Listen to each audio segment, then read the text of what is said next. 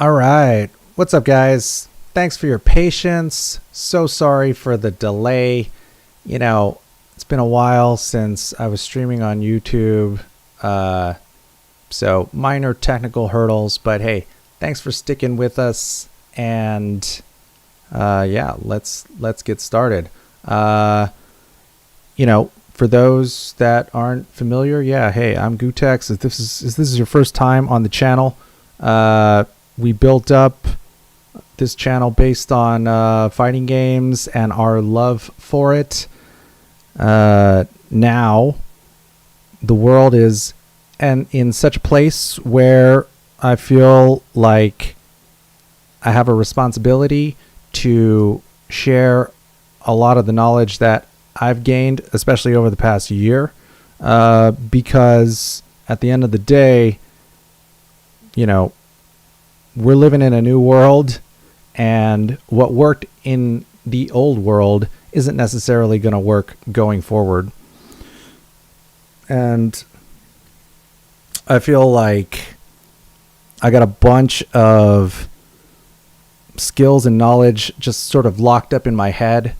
And before I would get stuck on how to distribute, how to monetize, like making everything perfect, all these things.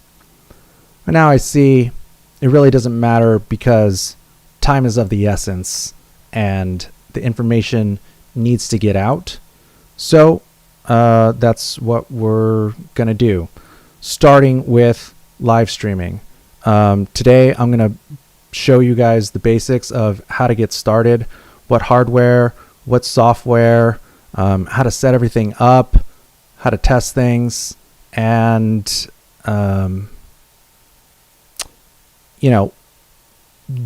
maybe this will just be the first of a series of little workshops on how to get started with streaming.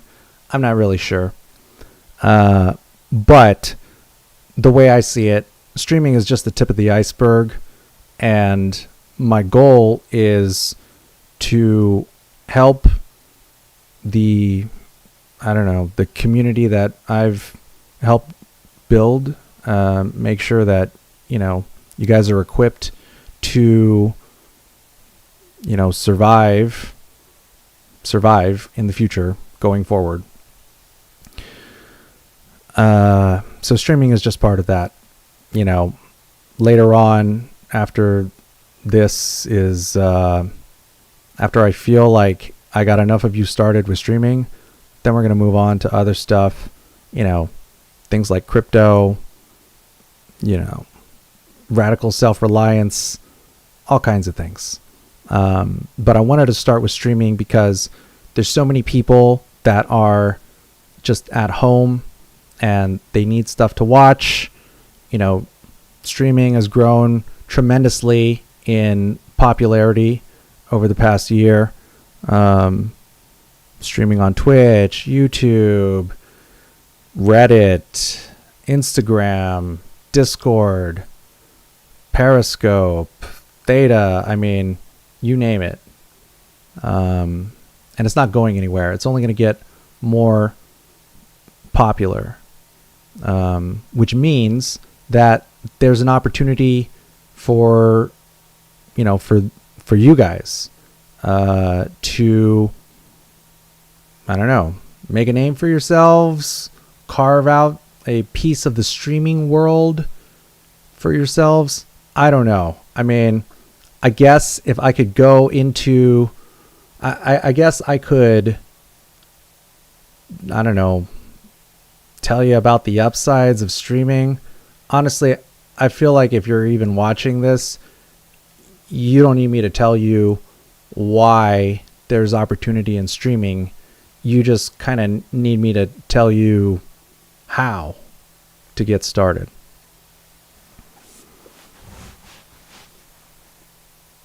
I'm just looking at the chat just to make sure I'm not missing anything important.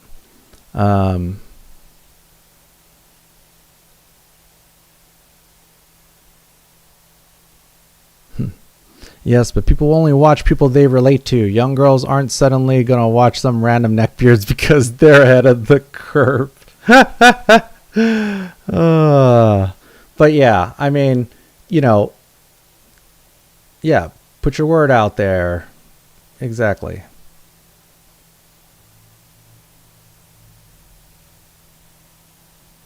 So, you probably have your own reasons for why you want to get started. You want to be the, you want to be the part of the, I don't know, you want to be the next ninja. You want to be the next Pokimane. You want to be the next Dr. Disrespect. Who knows? It doesn't matter. But I want to basically show you guys how you can get started, and basically today, while we're doing this, if you have, just so you guys know, like I've been doing content for at least 15 years, 16, I don't know, a long time, longer than most of you guys have been on the internet, probably. And because I've been doing it for so long, I guess my specialty is like low budget DIY production.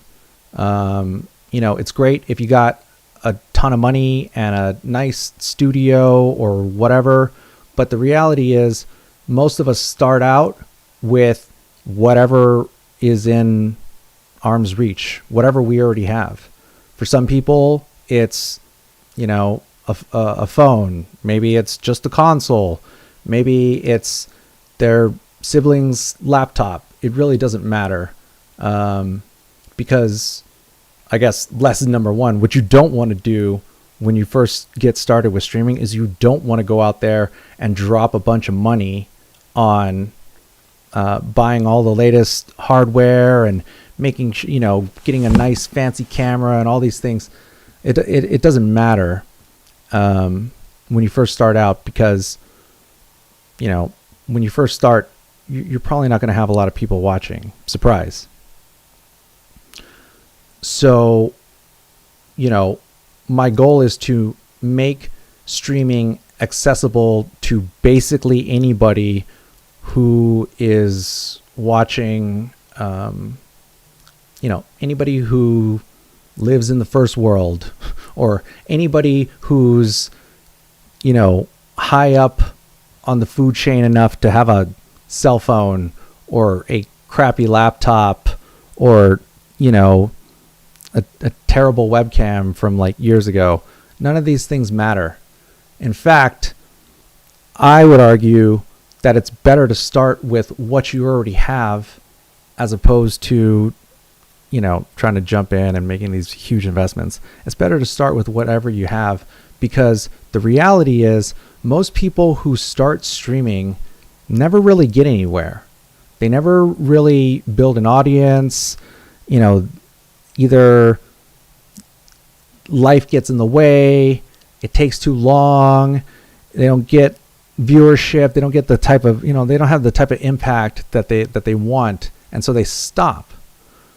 And it's one thing when you're just wasting your time.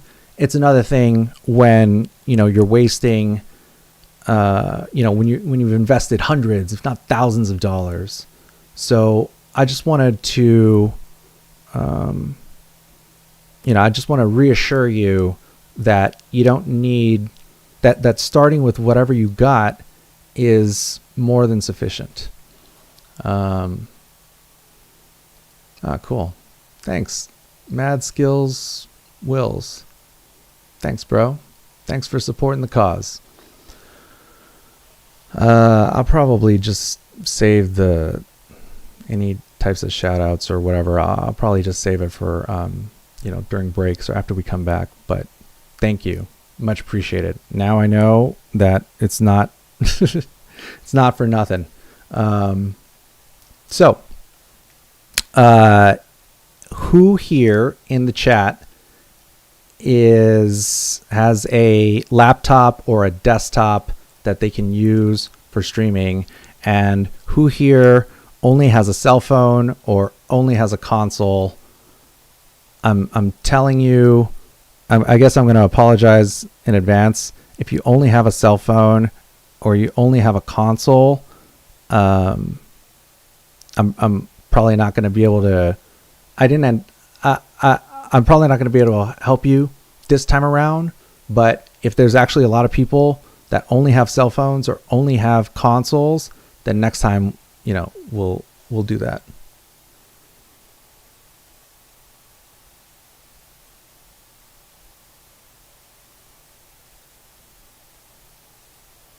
Oh, does my camera suck?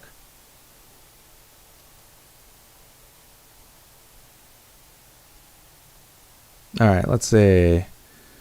Got a laptop, got a PS3, desktop, got a Switch, got all three, bro. Desktop, console, desktop, PC, desktop, laptop. Okay, all right, cool. Yeah, all right, I figured. I only got a PS4 on my phone, yo. Okay, well, Violet, don't worry. Next time, if there's enough people that need it, then we'll do that.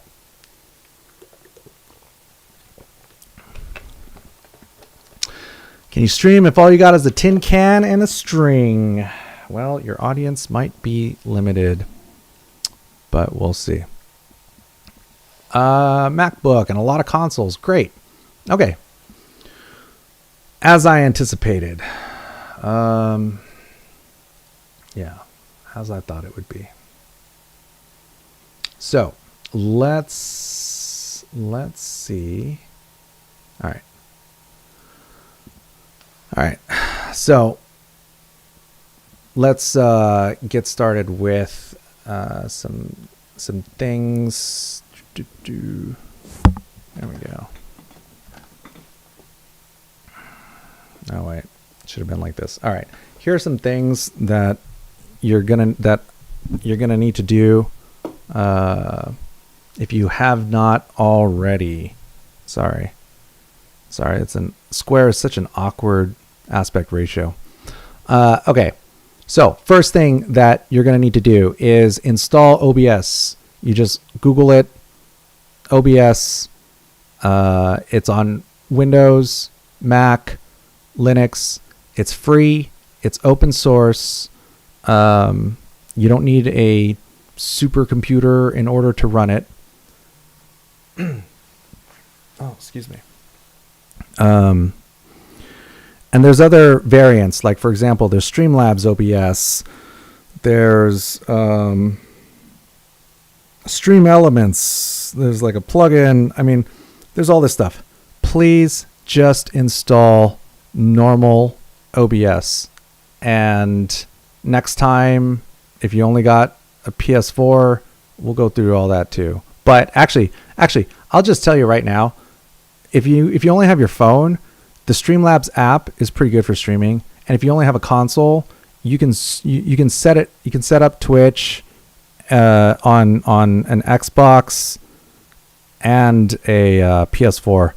I haven't even seen a PS5, or I heard there's a new Xbox. I'm sure it's even easier. But even in last generation consoles, you can stream directly from them to Twitch on both Xbox and PS4. So, it's not that hard. Okay. So, after you install OBS, make yourself a Twitch account, or make an account on whatever platform you're trying to stream on. Plug in your mic. If you don't have a mic, that's okay. Plug in your webcam. If you don't have a webcam, that's okay. Install Telegram. I forgot to make an account. Whatever. We'll save that for later. Close the distractions. Follow me on Twitter, Instagram, Reddit. Here on YouTube. Hit the subscribe button. Okay. Now, let me show you.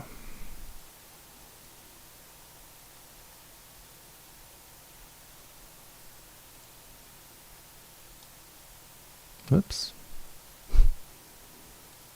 It's like I spent so much time today. But let's still didn't work out all the kinks. Okay, so here we got OBS installed.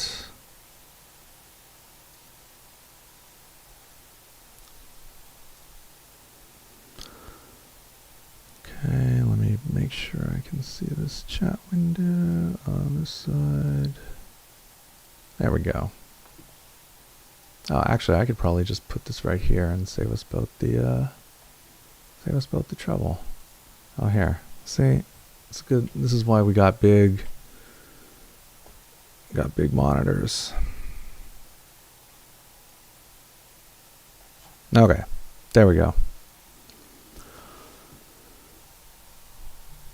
Okay. So the first thing that you'll notice if this is your first time looking at OBS, you might be wondering what is all this stuff. So scenes is basically where we'll be able to create different layouts that have different sources, and then whatever we switch to will be what the viewer sees. So, got a really bad Mac, don't even think you could stream on it. Well, here's the thing. You should try, because this is why we picked OBS, because it's free, relatively lightweight, and works on all platforms, including old Macs. DSAR, yes. Never use Telegram. Can you easily cross-post? Just as easily as anything else, kind of. Nah, not really. There's one extra step, but it's better. We'll get to that, and another time or later or whatever. Okay, so we got scenes, sources, and then our audio mixer. So if you already have your stuff plugged in, of which I already have my stuff plugged in, then that means install any necessary drivers for your webcam and your microphone. So the first thing that we're going to do is we're going to set up our scenes. So what scenes do we need? Well, we're going to need a pre-stream scene, and then like an action scene that's going to be like the main scene. And then we're going to need a break scene, because it's important to take breaks that will allow you to stream longer. I'm trying to stream less, not more, but I still take breaks into consideration, because it's a great time to run ads. And then we're going to need a post-stream scene. So basically, we're going to do pre-stream, and then we're gonna make this a two-up scene, and then we're gonna make break, and then we're gonna do post-stream. Okay. So now that we have our scenes, we're going to go through and then add sources for each of them, and they'll probably vary. I mean, we could have started with one and just copied, but whatever, it doesn't matter. So first things first is we're going to add a video capture device. We're going to name it webcam.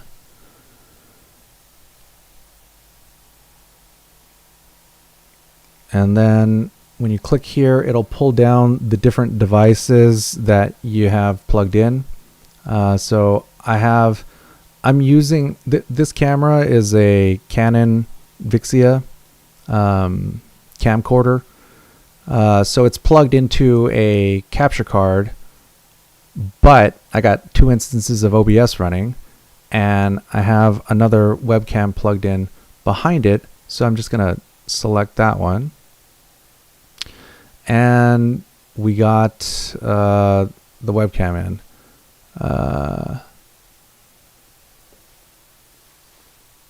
Okay, cool. Yeah, no contraband back there. Okay, so then we're going to add our microphone. So we go to audio input capture, and then for device you could set it, whoops, oh wait, sorry, I don't know, that's right. For device you could leave it set to default, but personally I always set the source, because you never know when some app like changed the default playback or the default input on, in Windows. So I have this mic plugged into a Zoom H6 recorder, which is just one of these. Whoops. One of these. Again, I've been doing this for a long time. This is like, pro grade hardware. You definitely don't need any of this at all to get started. If you only have your laptop built-in mic, then just select that one. It's totally fine.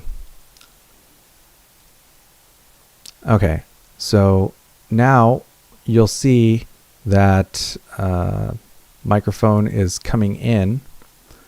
And let me plug my headset in.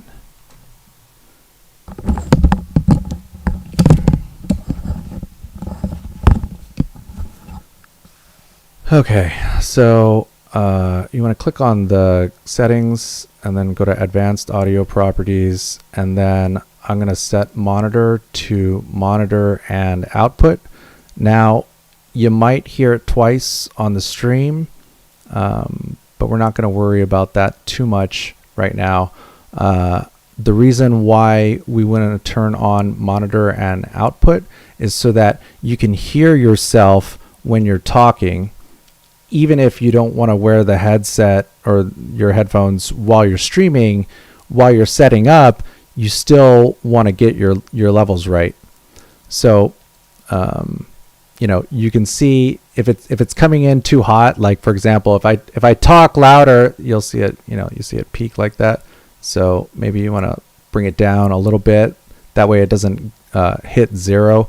You basically want to keep it from going too far up past the red, past 0, so to speak. But this is fine for now. So we have our microphone, our webcam. Let's see, what's the deal with this one? I wonder. Oh, okay. I don't even think I set that up. Honestly, you'll be able to figure it out. It's fine. I'm not worried. Okay.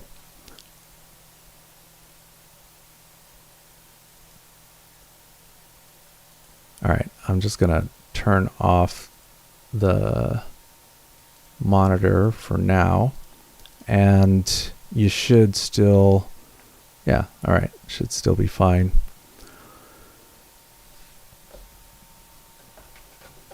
And okay, so we got our webcam, we have our microphone.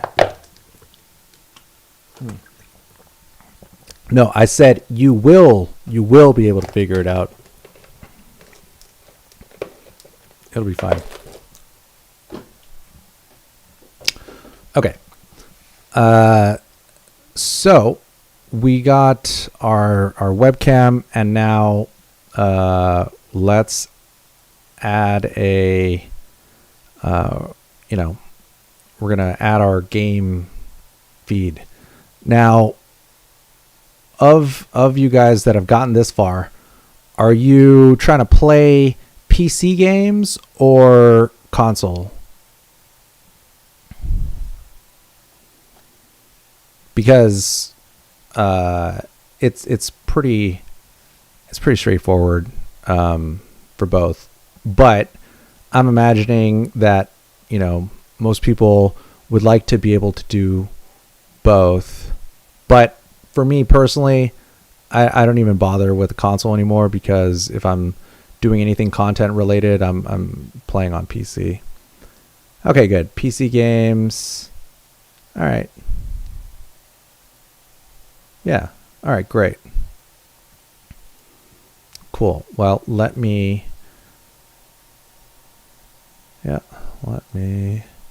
open this up.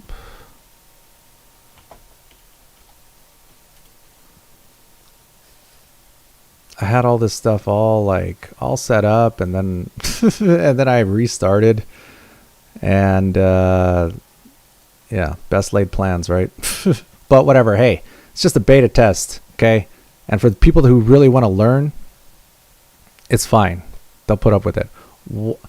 If you watch the archive, feel free to watch at 1.5 or 2x speed or whatever. I mean, that's how I like. Who even has the patience to like sit through video tutorials, right? Like I can read.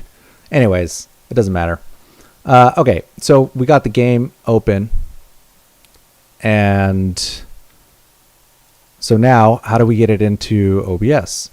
Well, you go to add, and when you look at all these different types of sources you could add, the first thing that comes to mind is probably game capture. So we can try that first, but me personally, I've never had success with this type of source. I don't know if it's something with my computer, something with the GPU, or if it's something about Street Fighter V specifically that makes it not come up there. But that would be the first place to start. I'm pretty sure it works for like, modern, well-polished games. I'm sure that works sometimes, but it never works for me. So I don't bother with it. So I'm just going to delete it by just right-click, remove. Oh, there we go. Now I can hear it. I can hear it in my headphones. All right. So we're going to go to add, and then we're going to do window capture this time.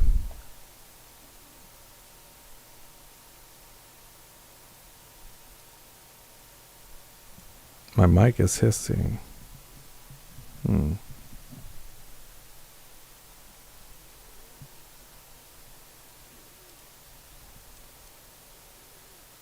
Okay, so I basically just selected the Street Fighter window.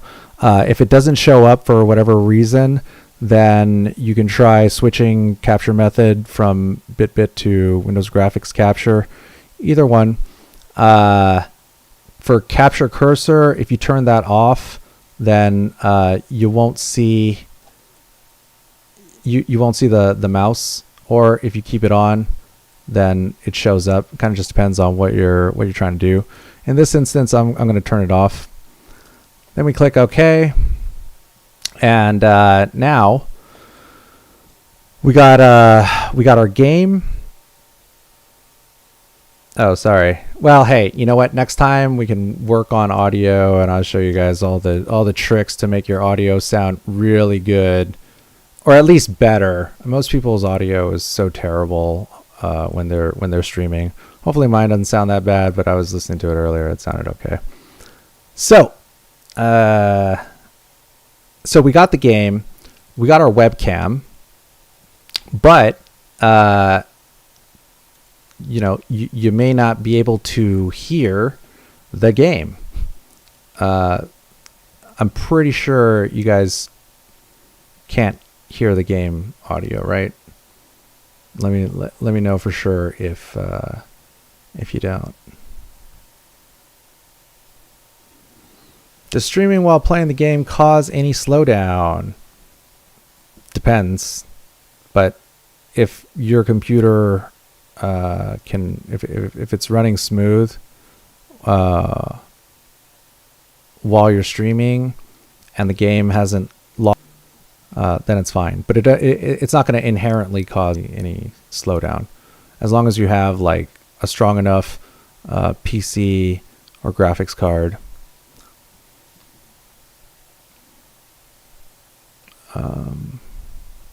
Yeah, all right, no game audio. So how do we do that, guys? Well, we go back to sources, and then we're gonna right click, add. Oh, that was fast. They got us. Whatever, it doesn't matter. Okay, sources, right click, add, and then audio input capture. I'm going to show you guys two ways to do it. So we're going to name this game audio so that we can stay organized.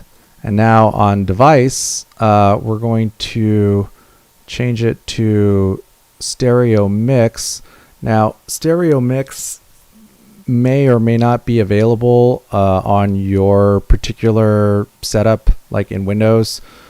I can tell you as an old person that stereo mix used to be something that was very easy to find and enable in Windows, and they've made it progressively harder and harder over the years. I'm not really sure why. But either way, probably the next place to visit is the volume mixer. So you want to right click the speaker icon next to the clock, and what you'll see is the volume mixer that has all of the different audio devices that are running on the computer that are outputting sound to the default speaker, the default line out speaker jack, which I have the headset plugged into. Is it okay not to stream game audio? I'm going to take that as a no. It's not okay not to stream game audio. So anyways, what you should be able to see is that, you know, when it starts up here, then you may or may not hear that. Oops. I might actually need to. Well, okay. You know what? If you can't hear it, it's because I got it. I don't have it set up properly in the other OBS instance. But either way, okay. Game audio. Remember, we want to hear. We want to be able to monitor the game audio as well as ourselves in the microphone. So if it sounds weird for a second, don't worry. I'm just demonstrating, you know, how, yeah, there we go. Okay. So now we got the microphone and I can hear myself in the headphones. I can see that I can turn down the game audio, and that'll bring it down a little bit. But if I want to bring it down further or bring it up, then this would be where to do it. Unfortunately, I realize that we have one issue, which is that because this is set to stereo mix, I'm also hearing myself in the I'm hearing myself twice. So let's try a different way to capture.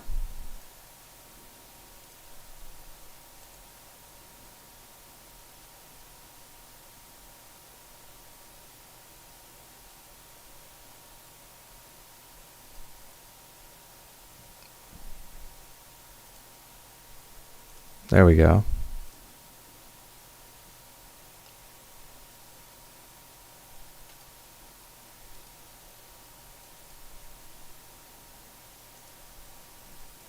Okay. I'm not quite sure how it sounds on the stream. You might hear it like my voice might be doubled, tripled, who knows. But let's see, let's turn that off. Okay. So basically at this point, we have the game audio separated from the microphone. Now you can play with this a little bit. Oops.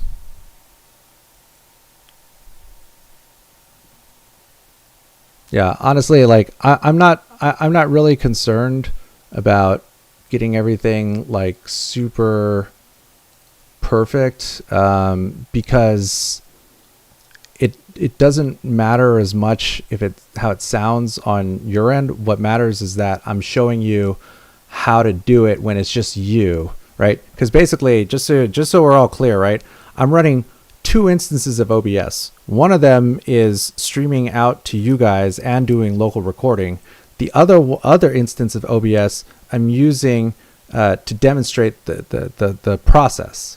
So if it doesn't sound perfect or you can't hear the game audio in the stream, like honestly, deal with it, because if you go through this process on your own setup, you'll find that it works just fine with the way that I'm showing you.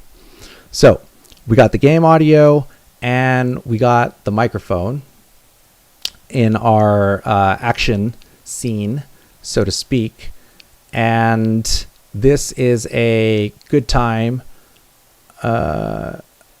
Yeah, it doesn't matter how it sounds when I'm doing the demonstration on the stream, because if you go through the process yourself following these directions of going to advanced audio properties and then setting audio monitoring to monitor and output, you'll hear the game audio and yourself in your headphones, and you can adjust the levels up and down to make it sound good.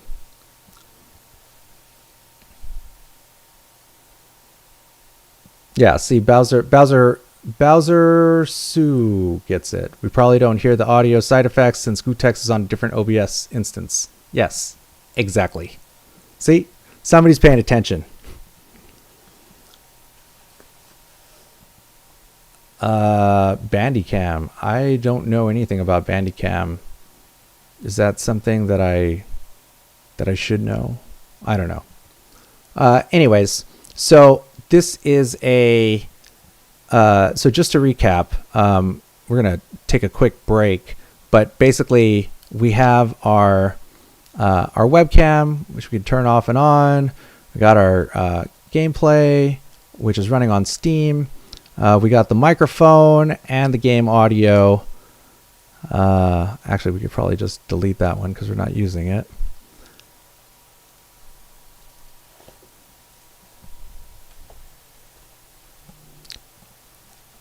So this is a good time to take a break. So I'm gonna hit the head real quick, take a break, and we'll be back in just a few minutes.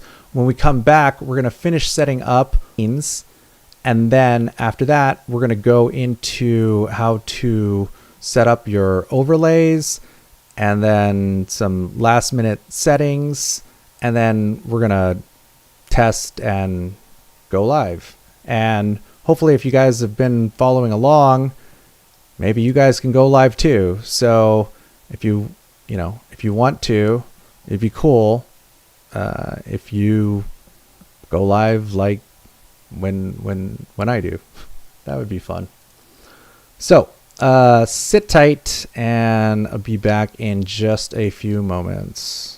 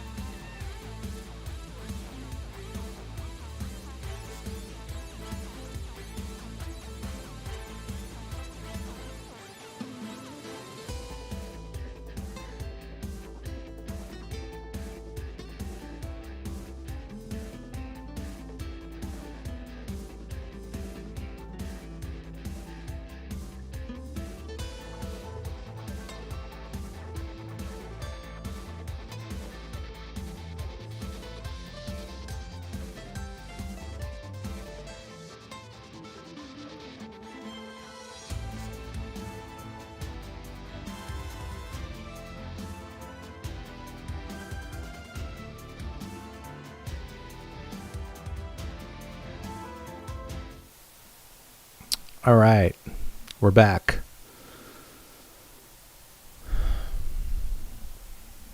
Yeah, so thanks for sticking around. So to recap, we plugged in our hardware, we installed OBS, we added our scenes, and we added our sources. So now that we have our main like 2-up, okay, let's just try to go through a little bit. These are there we go. When you right click and then go to the right click, go to properties, and then sometimes you can play with these settings to tweak your camera a little bit. I'm not gonna really bother. But if you go to custom and then set the, like for example, this camera can do 1080, but it can only do it at 30 frames. So that's a good place to start. You can see it looks a little bit better. So I'm just going to move it off to the side, and then what you can do if you want to crop it, because you know you live like I do, like a savage. You can just hold Alt and then click, and then that will allow you to trim or crop the top and bottom and sides. Obviously, if you have a green screen, you know that would be helpful, but you know we're trying to keep everything pretty bare bones here. And then I would enlarge the gameplay like that. So now basically you have some room down here where you can put your socials, you can put your logos, you could run a little ticker, you could do all kinds of stuff that's really outside the scope of what we're doing today. So we got our 2-up action scene. Now let's put together our pre-stream and our break and our post-stream. So we're going to go back to sources, and this is where I have purchased the an overlay package from nerdordie.com. I'll have a resource page where you can just click on all the gear and all the stuff that I'm using, but this is fine for now. Okay, so yeah, here we go. So yeah, this is the clear view overlay from Nerd or Die. I mean, there's plenty of free overlay packages. I just happen to like buying digital products like these because it makes things a lot easier. So I'm just going to show you guys the basic way to do it.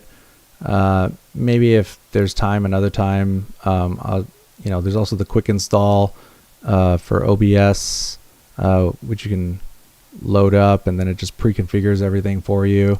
I'm going to show you guys how to do it the manual way, poverty style, because I'm just going to assume, because I think it's important to learn how to do this stuff from scratch, so that you understand the basics and you understand how and where you need to configure things. So here in graphical assets, we were using the default green purple. So in here, we're going to go to scenes, and we're going to pop in screen background. And so you can see it's like slightly animated. It's an MP4 file. Obviously if you don't have a super strong PC, then that might be like really taxing on your system. So this is where using just a PNG file or a JPEG would consume less resources.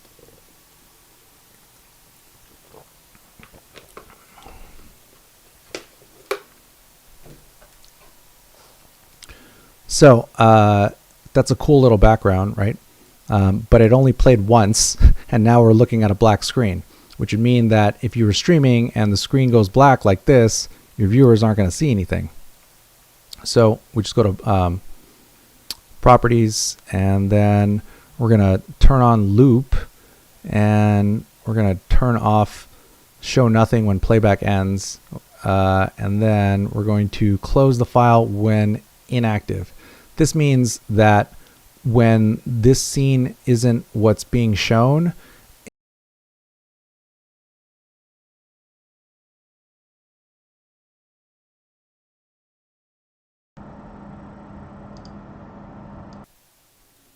all right, there we go. Can you hear me?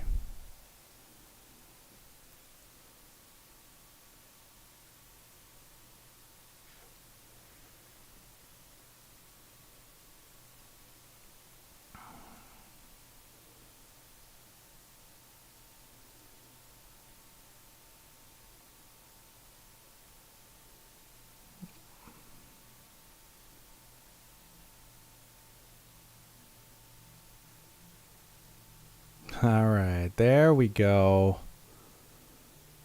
Sorry about that, guys. I don't know. I mean, I got Cox internet. Sometimes it goes down. It kicked me off.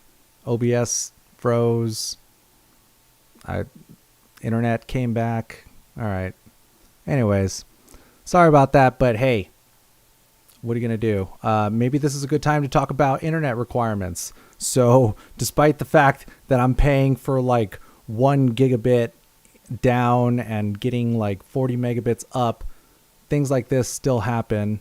And it's, I mean, sometimes it's unavoidable, right? Like I'm just sitting here. I didn't do anything. I didn't touch anything. And, you know, it just goes out. But then again, it's it's like 7 o'clock Pacific time. So, yeah, it's it's like prime time. So, and of course, yeah, now let me move this over here.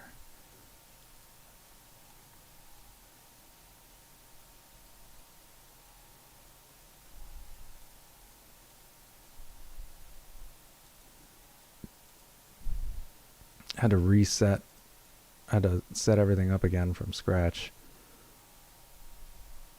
But hey, you know what? It's just par for the course. I mean, these are the things that you're gonna have to learn how to deal with as a streamer. So, you know, I didn't really have much of a backup plan in place, right? Because internet was working fine all day. But now you can see down here that the bit rate is fluctuating, and also it's alternating between green, red, and yellow. Yeah, who knows? Who knows? Who knows if this is like a DDoS attack, or if this is just, you know, the internet here.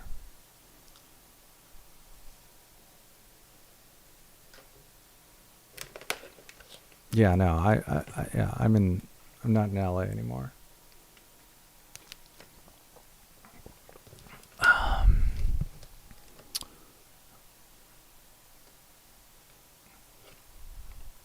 Okay, it looks like it's settled down. I'm pretty sure it's just like the neighbor's porn torrents or something. And to be honest, having a backup plan for when your internet goes down is definitely beyond the scope of like what we're trying to do here. Cause you know, we're just, you know, I'm just trying to show you guys the basics of, you know, how to get started. Okay.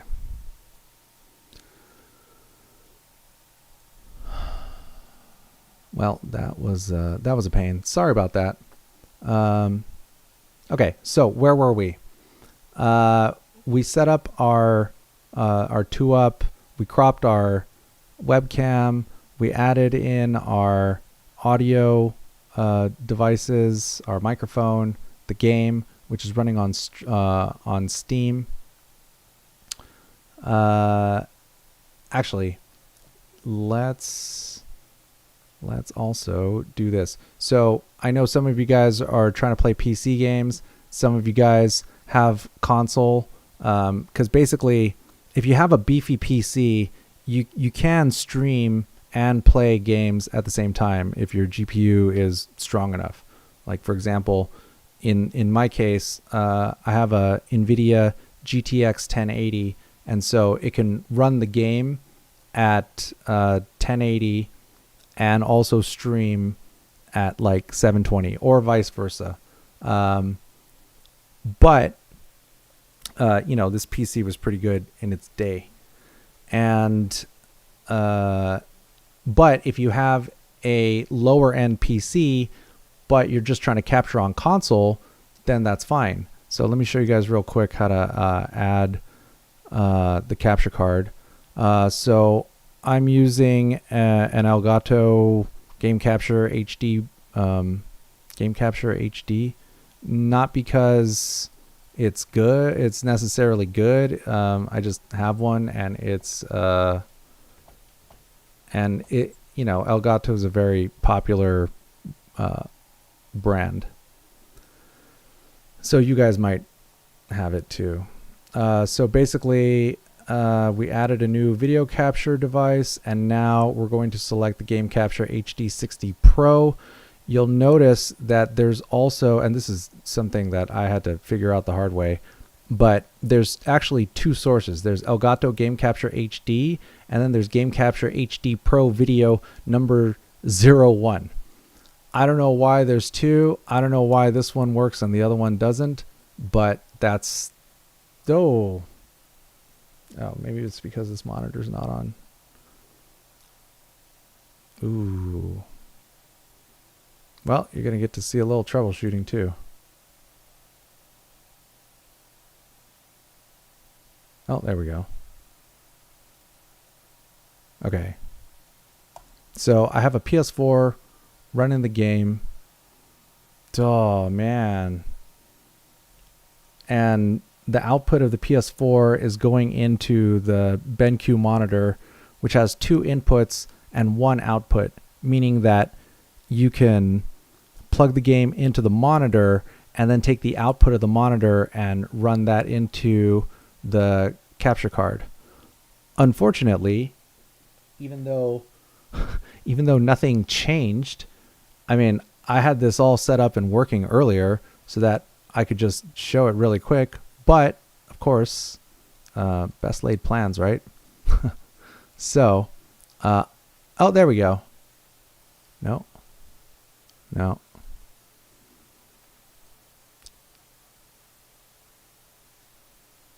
Yeah, no signal. Okay, so we're going to try the magic trick of unplugging and plugging it back in.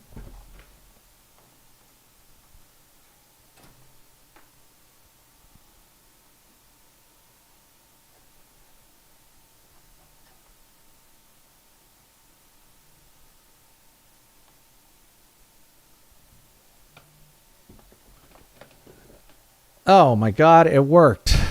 What are the odds?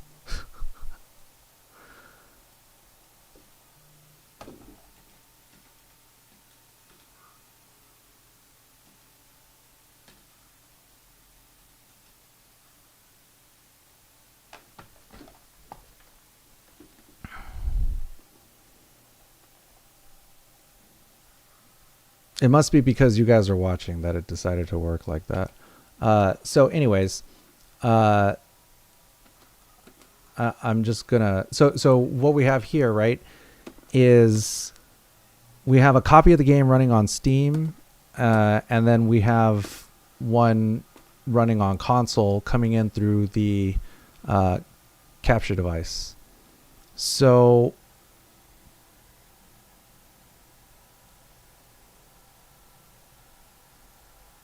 yeah, hey, whatever. I'm still local recording, so not all. So if it looks crappy when when we're live here, you know, blame it on Cox Internet. Sorry, but we still got the local recording. So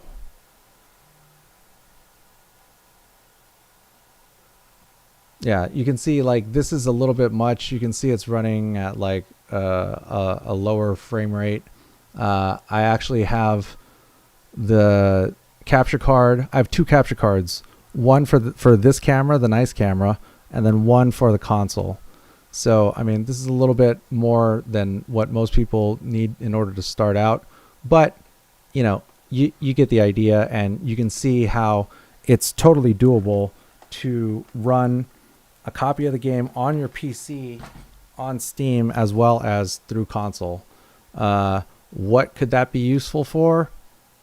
I don't know. Just kidding. I got plenty of ideas, but none of those matter right now. So we're just going to remove this scene.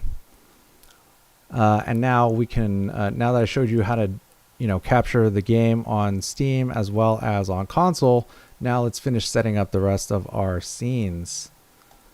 Bitrate. We'll get to bitrate in a little bit, because right now bitrate doesn't matter because we're still just setting up our scenes.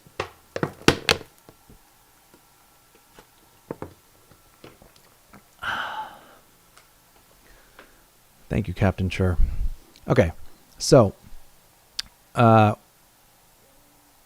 if you're just joining us, I have this overlay pack that I got from nerdordie.com.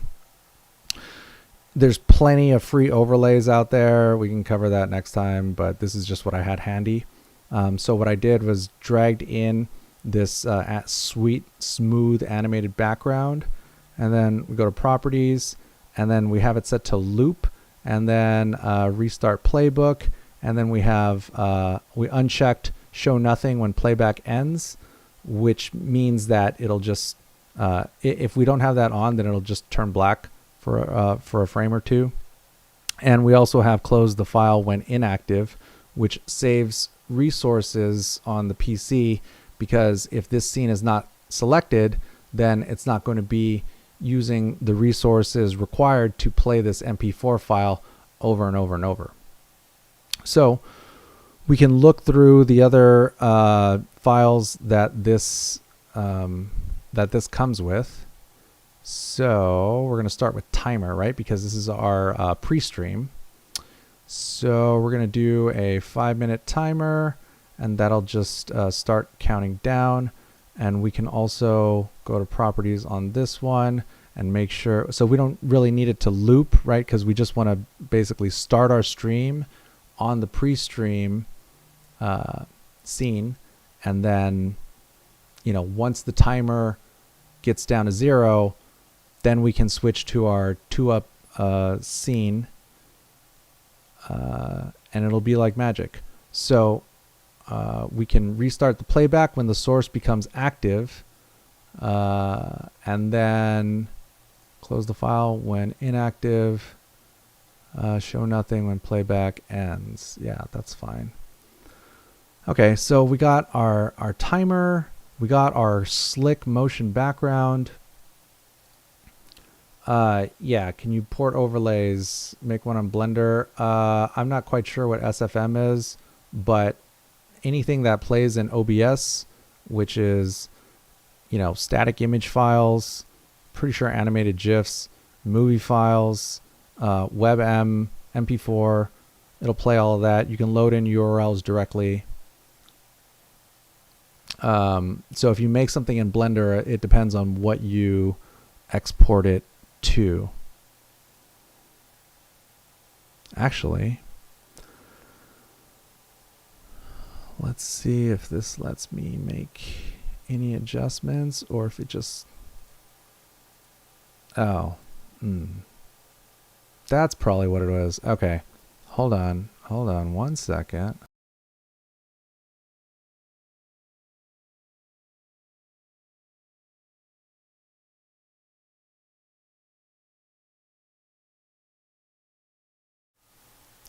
All right, let's see if that helped. Did that help?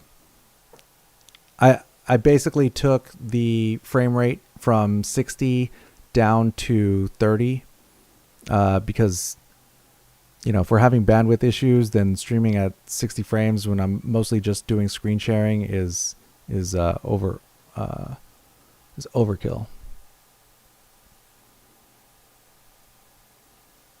Okay, that should be better. Sorry for sucking, but hey, you know what? People got their Netflix to watch.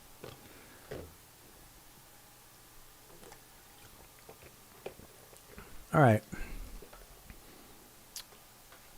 So we have our sweet little animated background. We have our countdown timer that's not going to loop. Now we can, this particular package comes with some text that you can just drop in. So we're going to add in, oh, look at that. Isn't that nice? So this could also be a good place. Oh, here, let me show you guys the other stuff. And I'm probably just going to use this next time. Here we go. Yeah, schedule. Oops. That's probably worth noting. So you see how I'm like trying to click and drag. I'm trying to get this schedule image, but I keep dragging the MP4, the background. Now, why is that? Well, you got to think of these as layers. So this is the bottom layer. So I'm just going to lock it. That way, see, I can't click and screw anything up anymore. So now I can click back up here. Boom. Now the content schedule box PNG is there. And so we can make this a little bit bigger, I guess. See, I'm old. It's hard to see. Now I can add another text layer, let's say. So we're going to add text. And then we could just put in our stream times. So let's see, what do we do? Today was like 6 p.m. Oh, it's like 7:30. All right, let's just say 6 to 8 p.m. 6 to 8 p.m. PS time. 9 to 10 p.m. Eastern. Yeah, so what I'm working with right now is a premium overlay package that I got from nerdordie.com. There's plenty of free overlays out there, but this is just what I had handy. You definitely do not need to spend money on any overlays or anything like that when you're first starting out. But if you have the money, you know, it can definitely help your stream. Now that I think about it, in my opinion, buying like an overlay pack is a better use of money when you're first starting out streaming than buying like a new PC or buying like some fancy camera, unless you're a cam girl, then you know you should definitely spend the money on the camera. But if you're just some random schmuck like me, then it's a much better investment to buy a premium overlay package rather than spend money on hardware.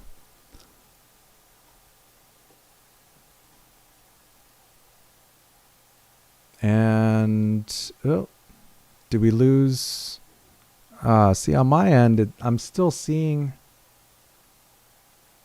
On my end, I'm still seeing the chat room go, and OBS still has everything in green.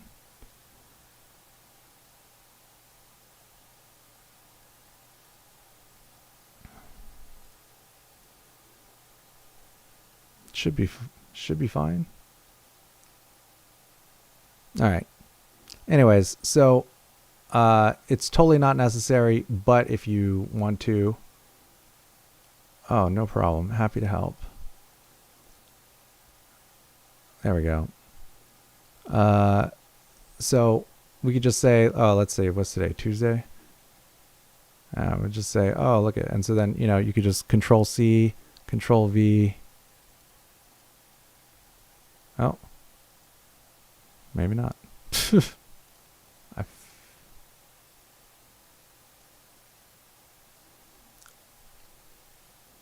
I mean, obviously, if you're like, super OCD, then this is where having an overlay package will kind of help, because it's very easy to see when stuff looks right and when it doesn't. Oh, there we go. I don't know why that worked that time. Whatever, doesn't matter. Yeah, so now we got our pre-stream scene, because remember, when we started out, it's going to start with this timer, and then once the timer goes to 0, then the little animated live now thing plays, and then you can switch to your next scene. Oh yeah, see, yeah, good eye, Bowser Sue.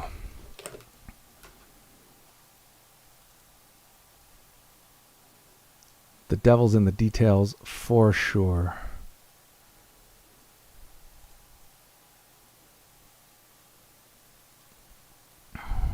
There we go.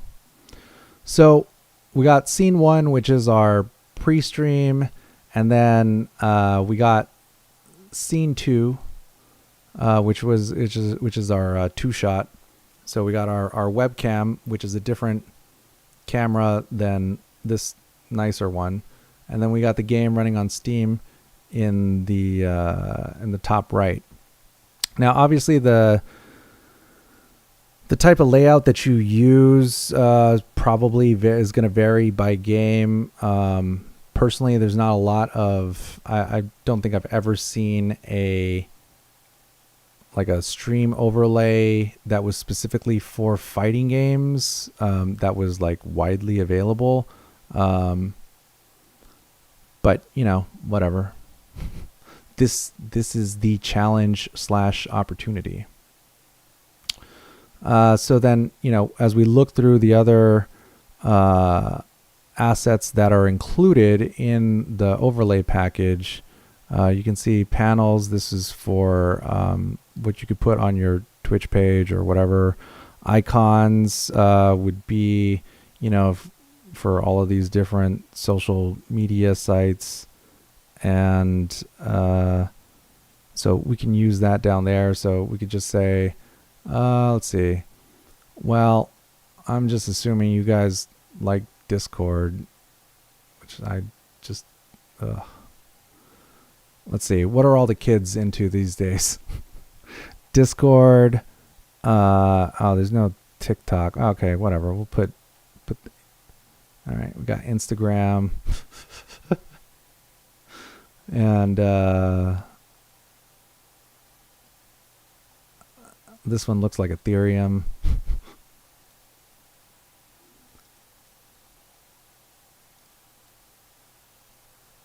So, this is where you could, put your name, and then let's not forget that we have these animated backgrounds. So check this one out. So this one, it says it's an MP4, but it doesn't actually look like it moves.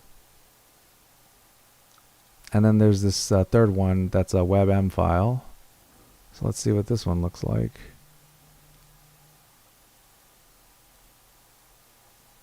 Ah, yeah, so check this out.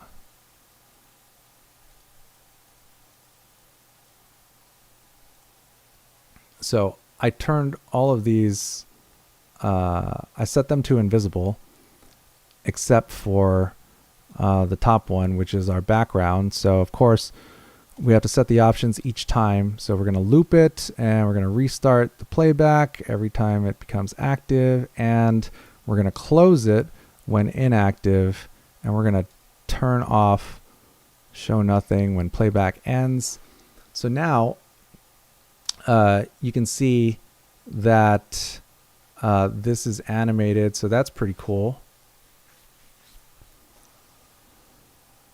And it's just going to keep looping. So now we can pull this down to the bottom. And okay, let's bring our game back in. And there we go. Now you can, you can do with this what you will. I would say that because there's transparency, bam, you see, so I put the game on the bottom, because remember, it has this transparent hole where you can put the game. So now it's looking super fresh, way better than before. Now we can put our webcam. I mean, this is already way better. Yeah, there'll be the archive will be up. Don't worry. Don't worry about taking notes. Don't worry about any of that. Just try to follow. Just try to listen. How about that? Just try to listen. Yeah. So how do we? So let's lock these so we don't screw up everything. See, now we can move these really easy.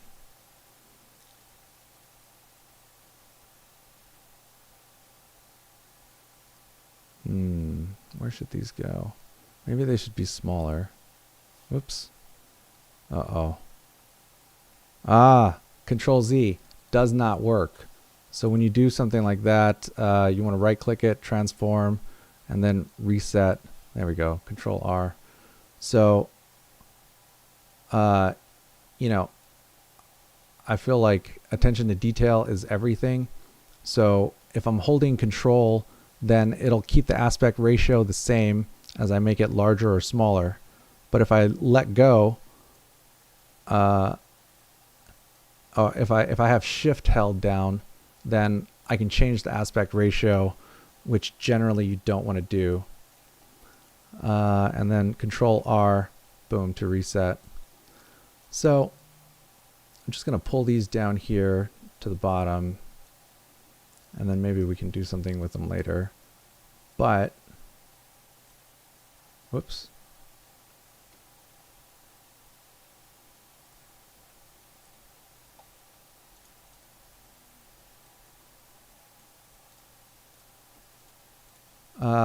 Okay, so we want to basically have these grouped together so that any changes that we make will affect all of them. So I'm just going to right click and then add group icons.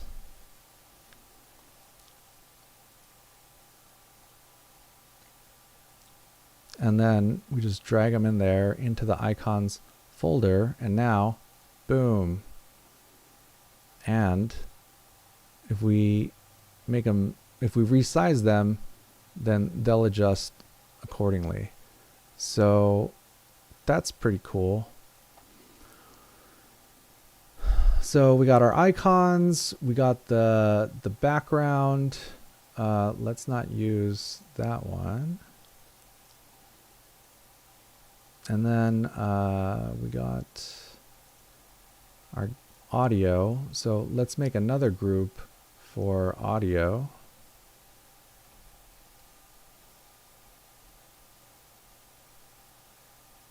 Oops. Got my AOL caps on.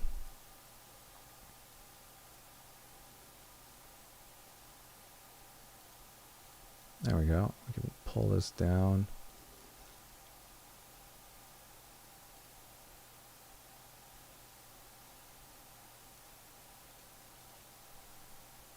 And a new group, video. Put our webcam in there. Put the background in there. Put Street Fighter in there. I mean, now we're like super organized, right? Boom. Remove the video all at once. Remove the icons. We have everything grouped. So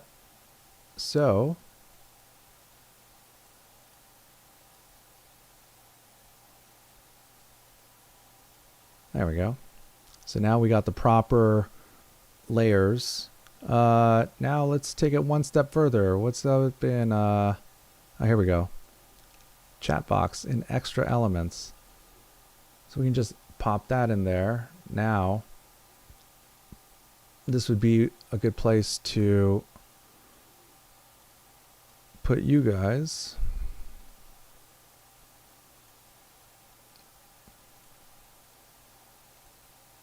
Ah, see, so what happened? It disappeared.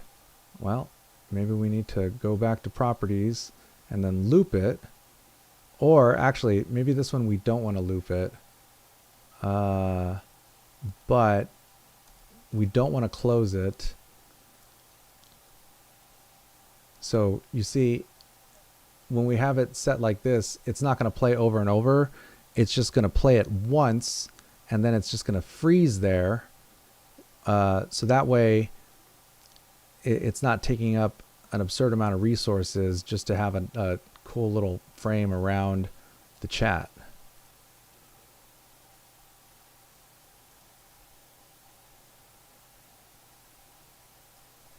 And you can also use the arrows on your keyboard as well.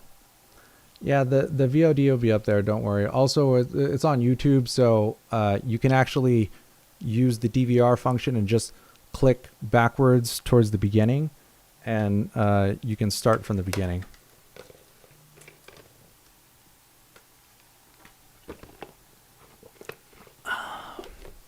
Okay, so I got the chat room here, but how do we get the chat room into OBS? Great question. Glad you asked. I'm going to just try to, I actually haven't tried this before, but I'm just going to try to copy the URL up there from that window because I popped it out. And then we're going to add a browser source and we're going to name it chat. Now, we're going to paste in that URL and see, we can adjust this later and see if this works. I'm not anticipating that it will, but I am anticipating something showing up here. Even like a 404 would be good. Oh, there it is. Hey, it actually worked. All right. Okay. Whoops. All right, we want to lock that there. I'm going to lock the icons there. Okay. So now the problem is we don't actually want the chat room to be this small, right? We want the chat room to match the size of the box that we just put in. So how do we do that? Well,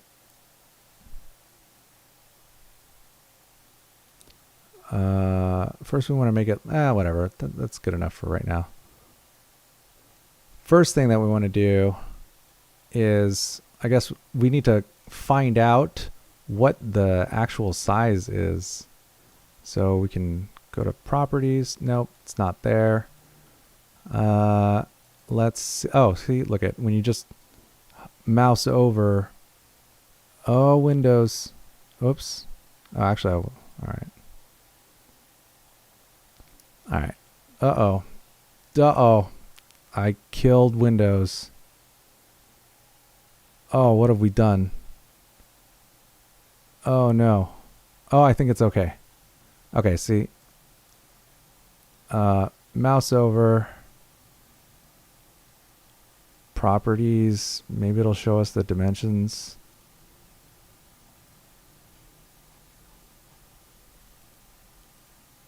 Okay. I'm actually not quite sure.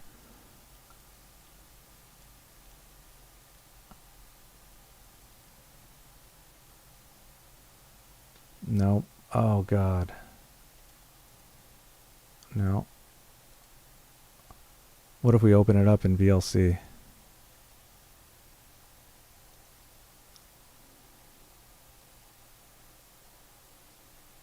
Sorry, these are like the little things that I like to know when it comes to software. View tools, media information. 448 by 839. Great.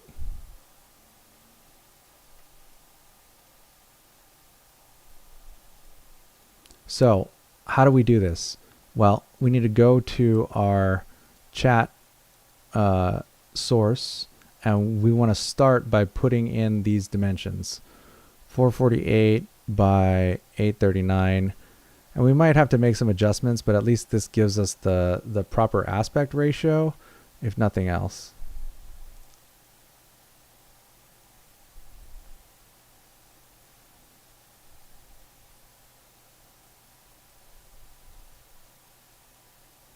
So now we can basically just use that as a starting point. So at least it's the same ratio. Now, the real question is, preview scaling. Now, I want to interact. What happens if I can't control plus to increase the font. Okay. Well, let's see. Well, you can mess with that if you want. Honestly, I don't think it's too important right now for what we're doing. But what we can do is group the selected items into a chat. Whoops.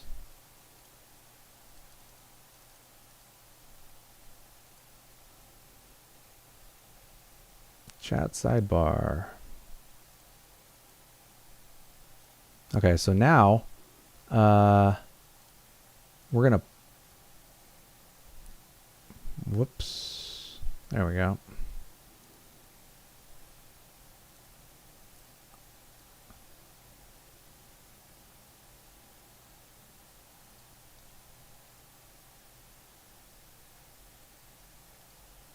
Okay, so you can see right there, it looks like the image should be on top, or the video file should be on top. Well, who knows? Up to your discretion. But I think that's pretty cool. Better than it was before. All right. Yeah, we'll just make that a little bit smaller, and we can hold Alt and then drag that up to pull off the top and the bottom. Oh, there we go. Oh, wait.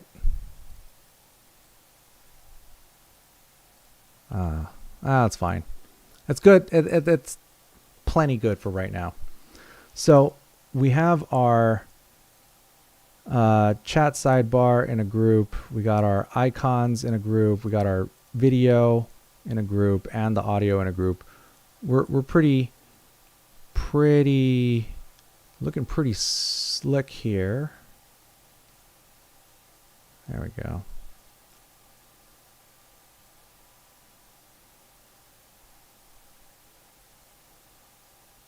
Oh, and our bandwidth.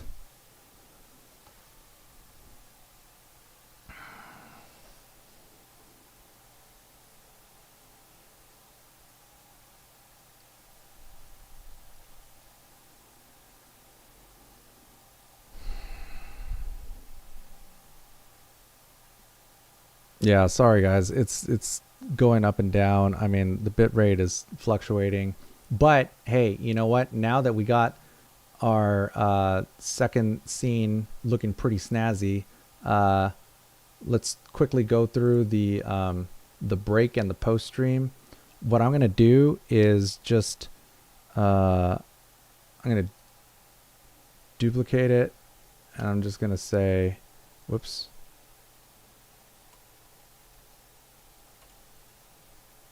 All right, so we made a new break scene, and instead of having it say stream starting, we're just gonna have it say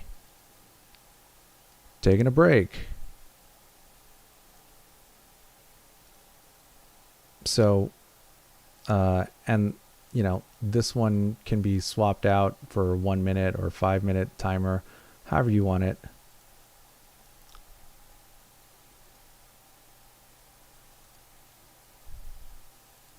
And now we'll just duplicate this one, and we'll call this the post stream scene.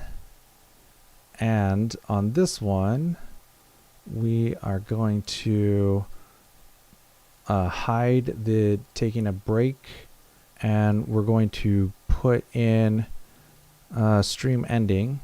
There we go. And so this has our schedule for next time, and maybe this would also be a good time to put in our chat sidebar. So I'm just going to copy here and then switch to our post stream, and then boom. So now the chat will be there for the post stream scene, and then this timer can just go down, and then we can put our schedule. Whoops. Okay, see how I'm like accidentally clicking? So what I'm going to do is lock the stream ending image. Oh yeah, I'm going to lock the stream starting one. Okay, so now we got our schedule here, and we just drag it back over here, and you can see it snapping. So I'm going to go to settings.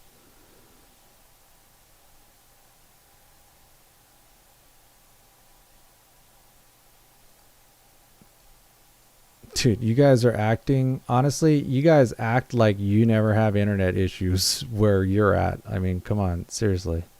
It's ridiculous. What was I doing? You guys distracted me. Oh yeah, the snapping. Okay. So snap sensitive, here in the general settings, you can turn off or on snapping. Personally, I like it on.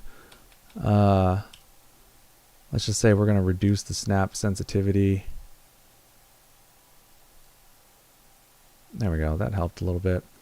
So basically, in our post-stream scene, we have the 5-minute countdown before we pull the plug, and then we got the schedule for next time, and we got the chat room. So overall, I would say that this is looking pretty good. There we go.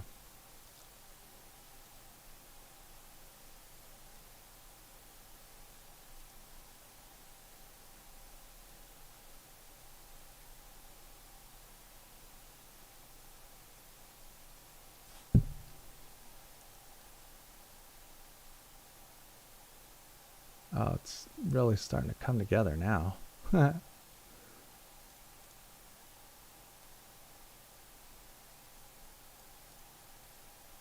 Wow.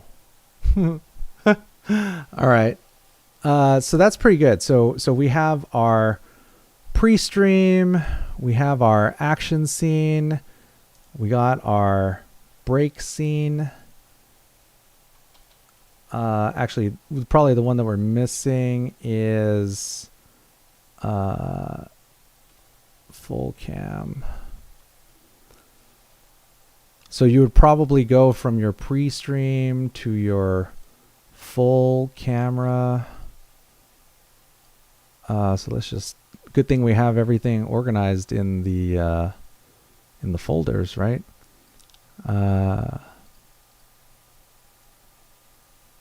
So under video, we'll just turn off the game, and then Oh yeah, we could just reset.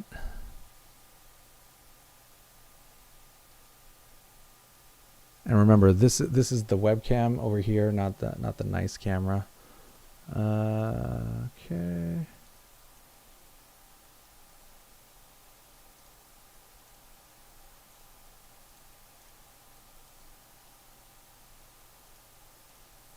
See, I had to lock that. All right. Now we'll put this back up here. Oh, whoops.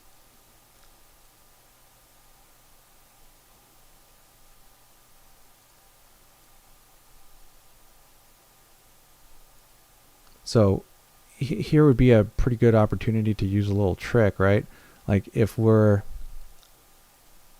reset it, reset transform, now it's the full 1920 by 1080, but there's a lot of wasted pixels, so I'm going to hold Alt, and then I'm just going to pull, like basically crop in left and right, as well as the top and bottom, and then now I can just pull this over and then make it bigger. And so now we got far less wasted space. Let me tilt this up.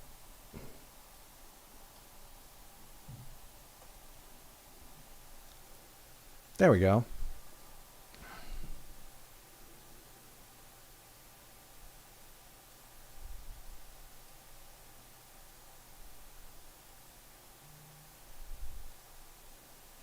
There, isn't that? I think that's pretty cool. Yeah, internet never is just never what you pay for, ever. That's the first rule of streaming. Don't pay for expensive internet, because this shit is not going to save you.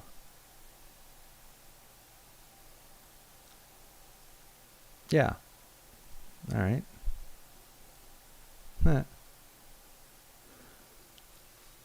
So we got our pre-stream scene. We got our full camera, like, hey, welcome everybody to the stream. Today we're going to play some video games. And then we got the 2-up. Uh-oh, we screwed it up. Now, why did this happen? Well, it probably happened because we have, we moved everything on this side. And so now, in that scene, I think I have to, if I unlock it, well, okay, actually, let's see. What happens if I just move that over?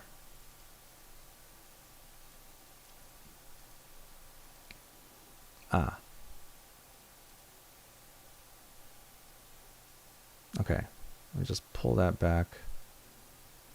And then on this side, we're gonna just delete that completely and then start over, because I'm pretty sure there's a difference. No, not that one.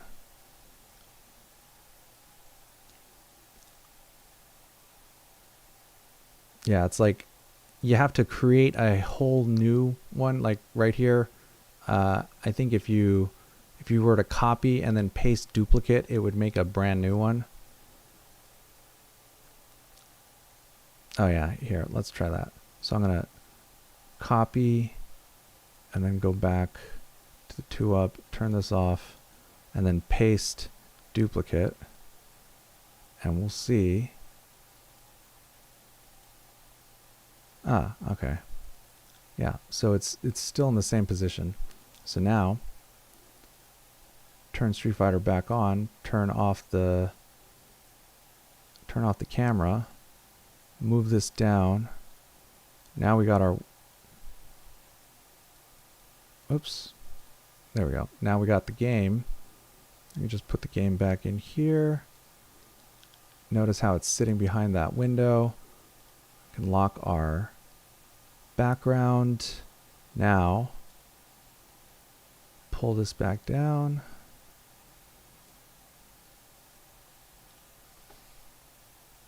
And And all we're missing now is our webcam.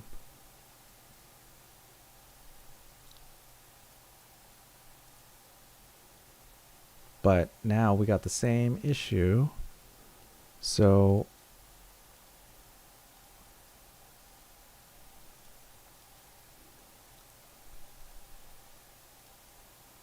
copy.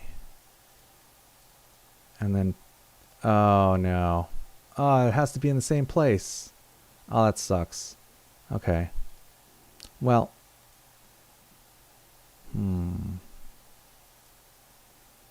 Ah, yeah. Okay.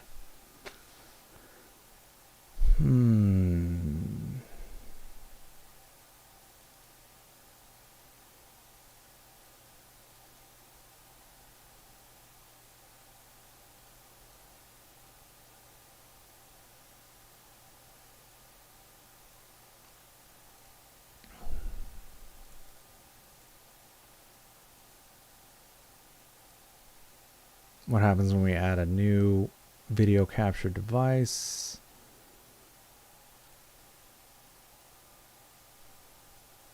I'm pretty sure it won't let me. Yeah, it won't let you have a second one like that. But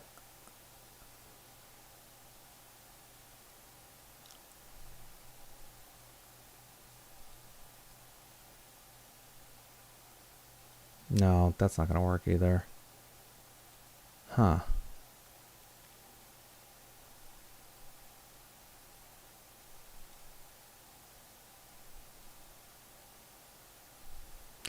Well, this will just have to do for now. So we got our 4 scenes. Yeah, we'll just call this one. Oops. We'll just call this one gameplay.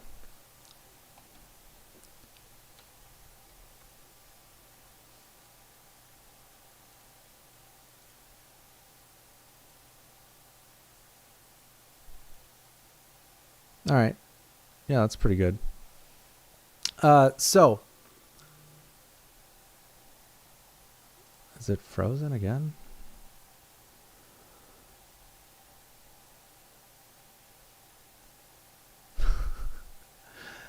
Please hate harder.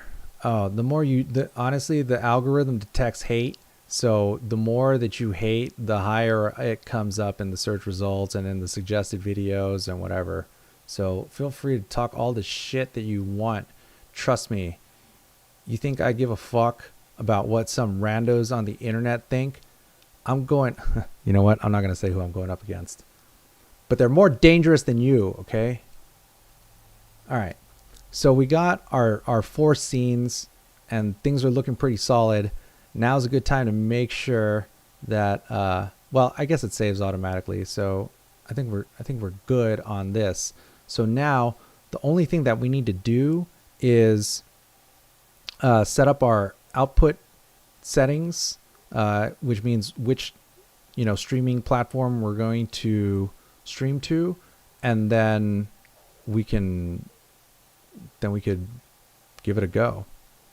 So you're going to go to settings,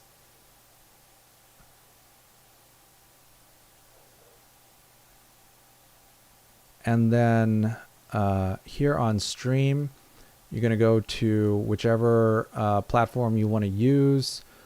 I'm just going to set it to Twitch, and we're going to see. Hold on, let me move. So you want to click on connect account. That's probably the easiest way to do it.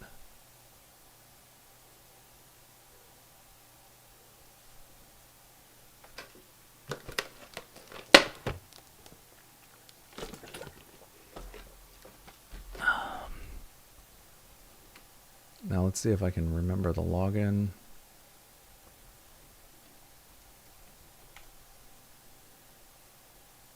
Yeah, exactly. Done is better than perfect.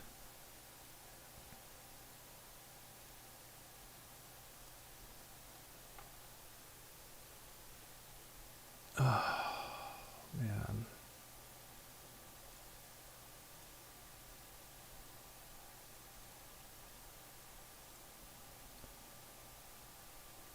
Uh-oh.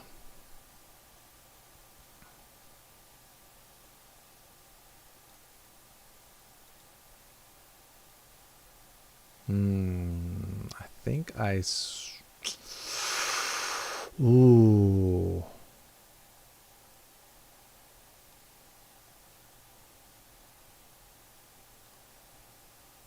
Okay, never mind. Okay, got it working. Got it working.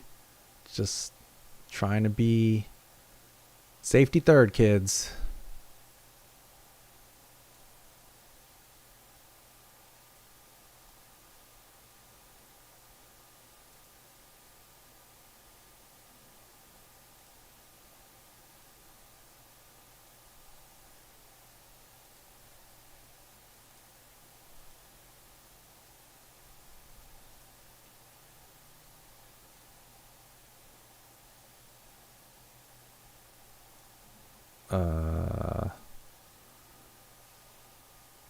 Okay. Okay. Sorry. Sorry. Login issues, but it's good now.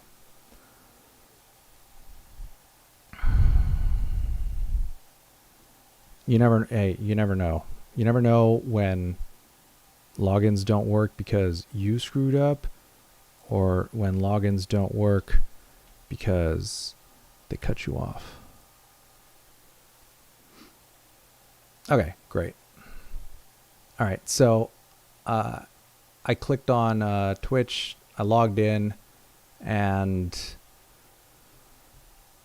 here we go. Enable bandwidth test mode. Let's see. Let's try that. Let's see what happens. So that'll bring up the Twitch chat, I guess. Oh, you know what? Let's just turn those off for now. We don't need them.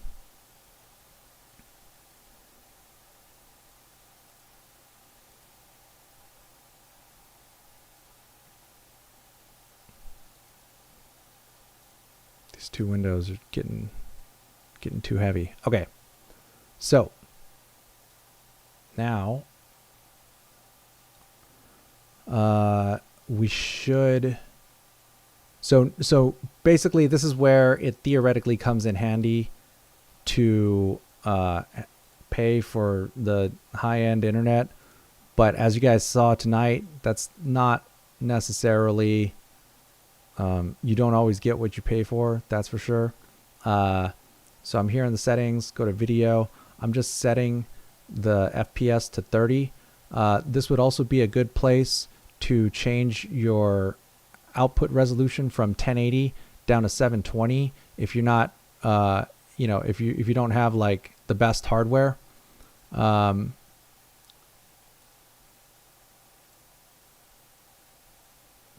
This should be okay. In terms of the bit rate,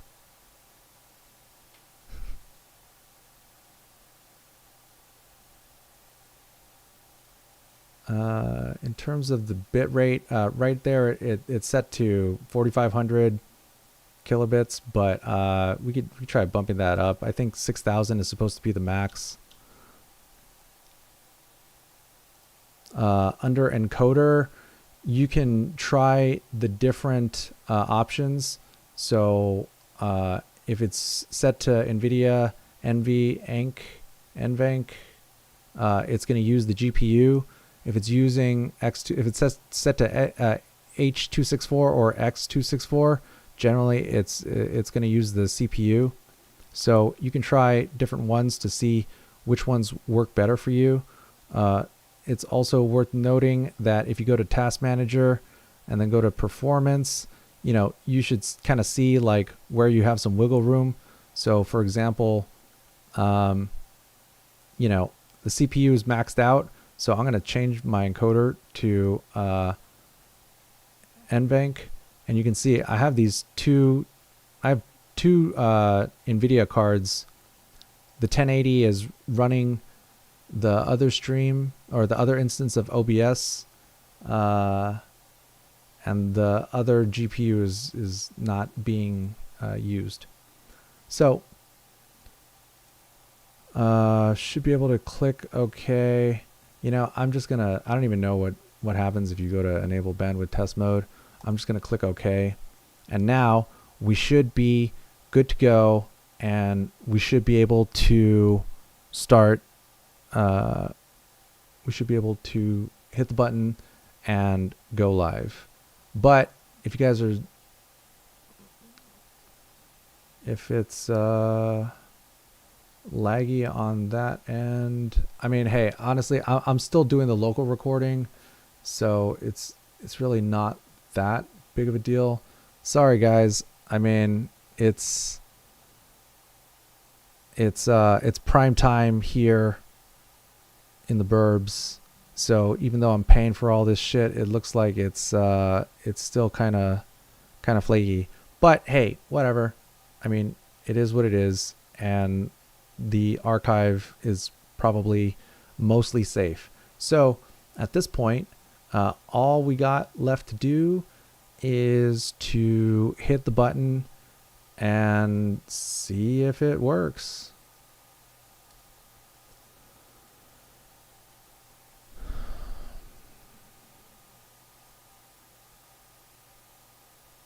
Okay, so you can see that it's going, the bit rate is low, it's choppy, but we already knew that, but it is going.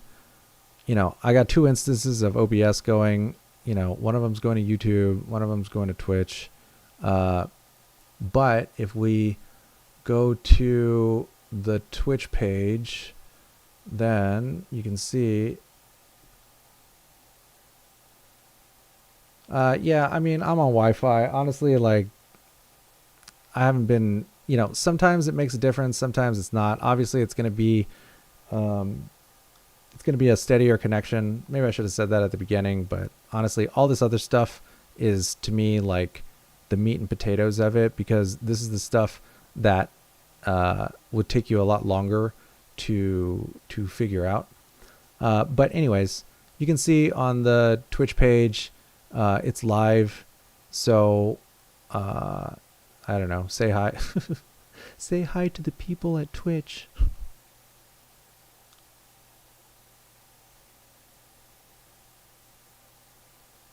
Yeah, I mean, whatever. Next time I do this, then it'll be on Ethernet. It'll be fine. I've been rearranging a lot of hardware around here. Can't prime sub. It's okay.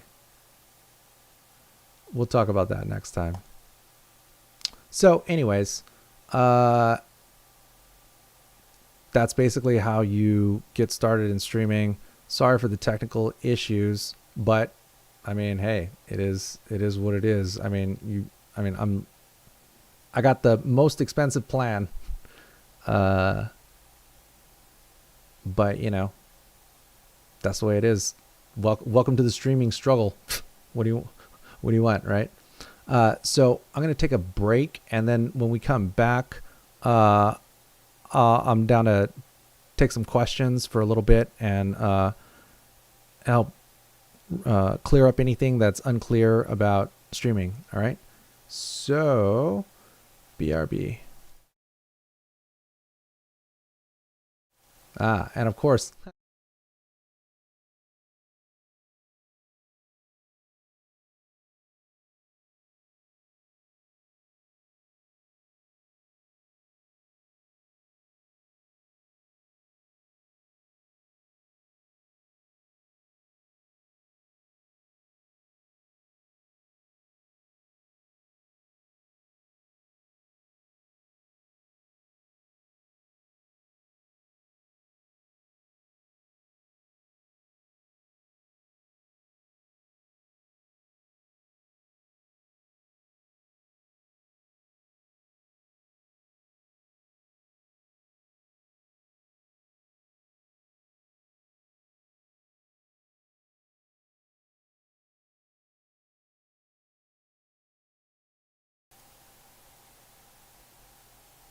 all right, there we go. When OBS crashed, I had to rebuild the scene because it didn't save the break scene. But anyways, there it is. So let me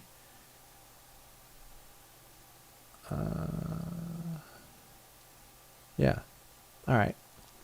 So this is gonna just take a quick break and then come back and answer any of your streaming questions. And we'll be back in a little bit. So yeah, sit tight.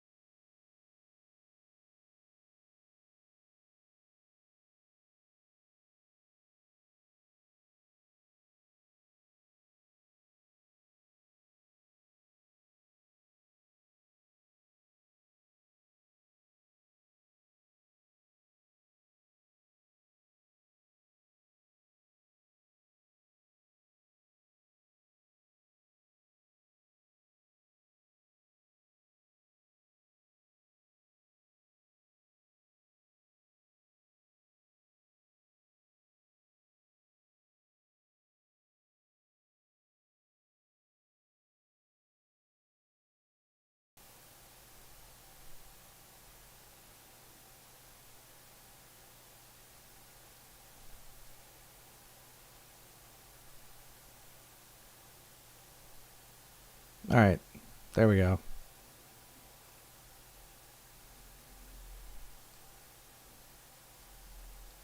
Is that better? Are we back? Should be back.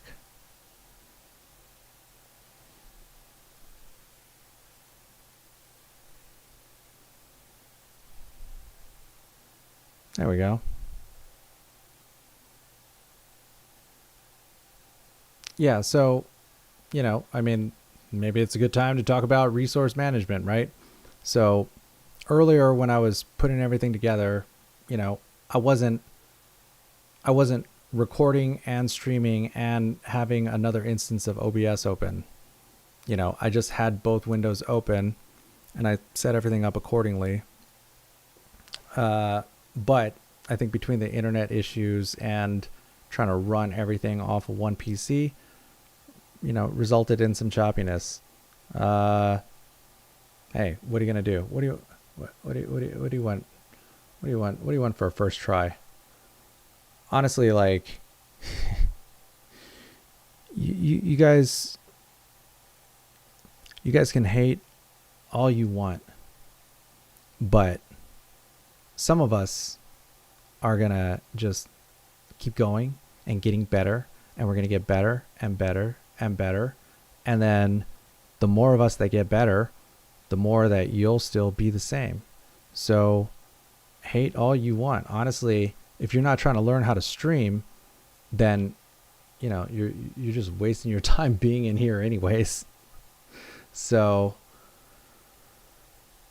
all right, so actually, first things first, let me look at where did the oops.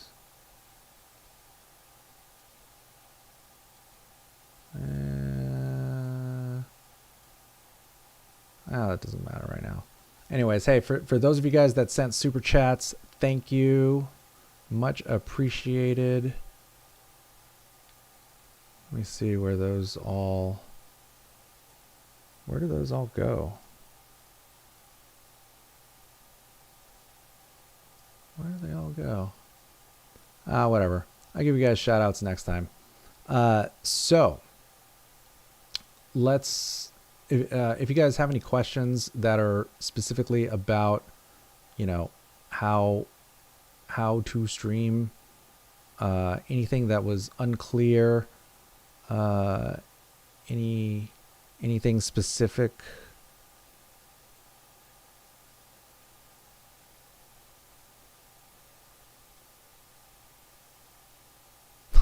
Twitch corporate gave you the okay.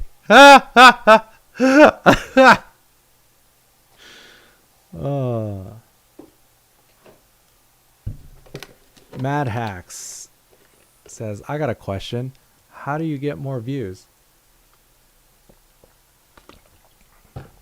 Here's how you get more views. You provide value to the viewer. Like right now, the value for some of you is you've been thinking about getting into streaming, or maybe you took some of the first steps, but you got stuck somewhere. So maybe the value is in, learning something new about streaming that you weren't quite sure about. Or maybe for others of you, some of the value is just coming in here talking shit. I mean, there's value in that too. So when it comes to how do you get more viewers, you have to first think about what value you're generating for your audience. Because here's the thing.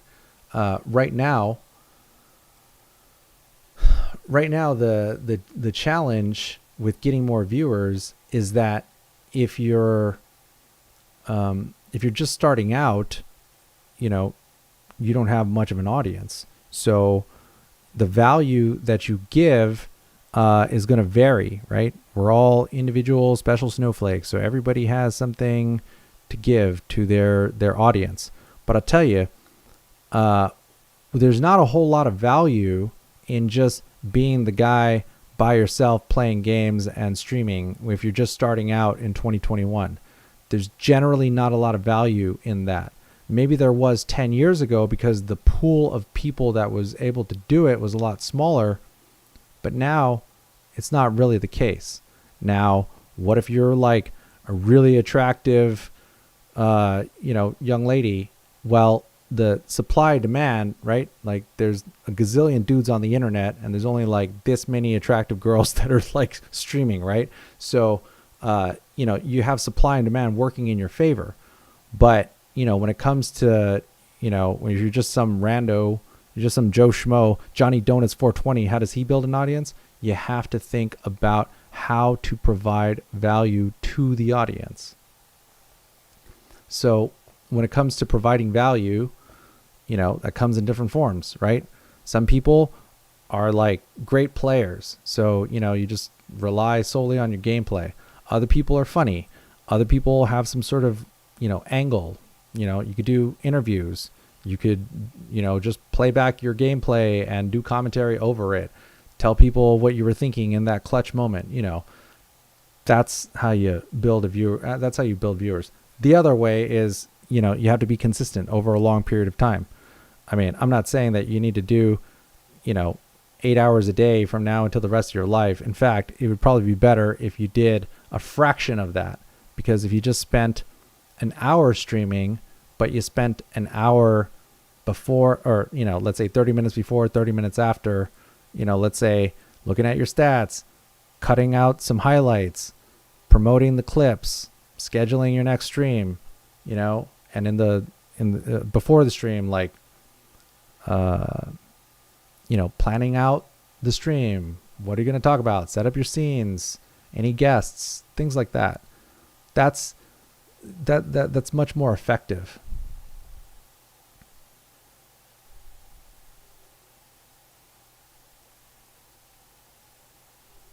Oh, good. I'm glad you're happy.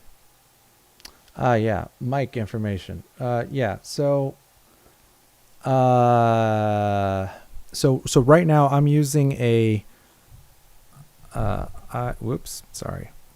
I'm using a blue baby bottle. I mean, this is a pretty high-end mic. I mean, people use this for like singing and, vocals and instruments and whatnot. Definitely overkill. There's the blue Yeti, which is USB powered, the blue Snowball. Those are totally sufficient.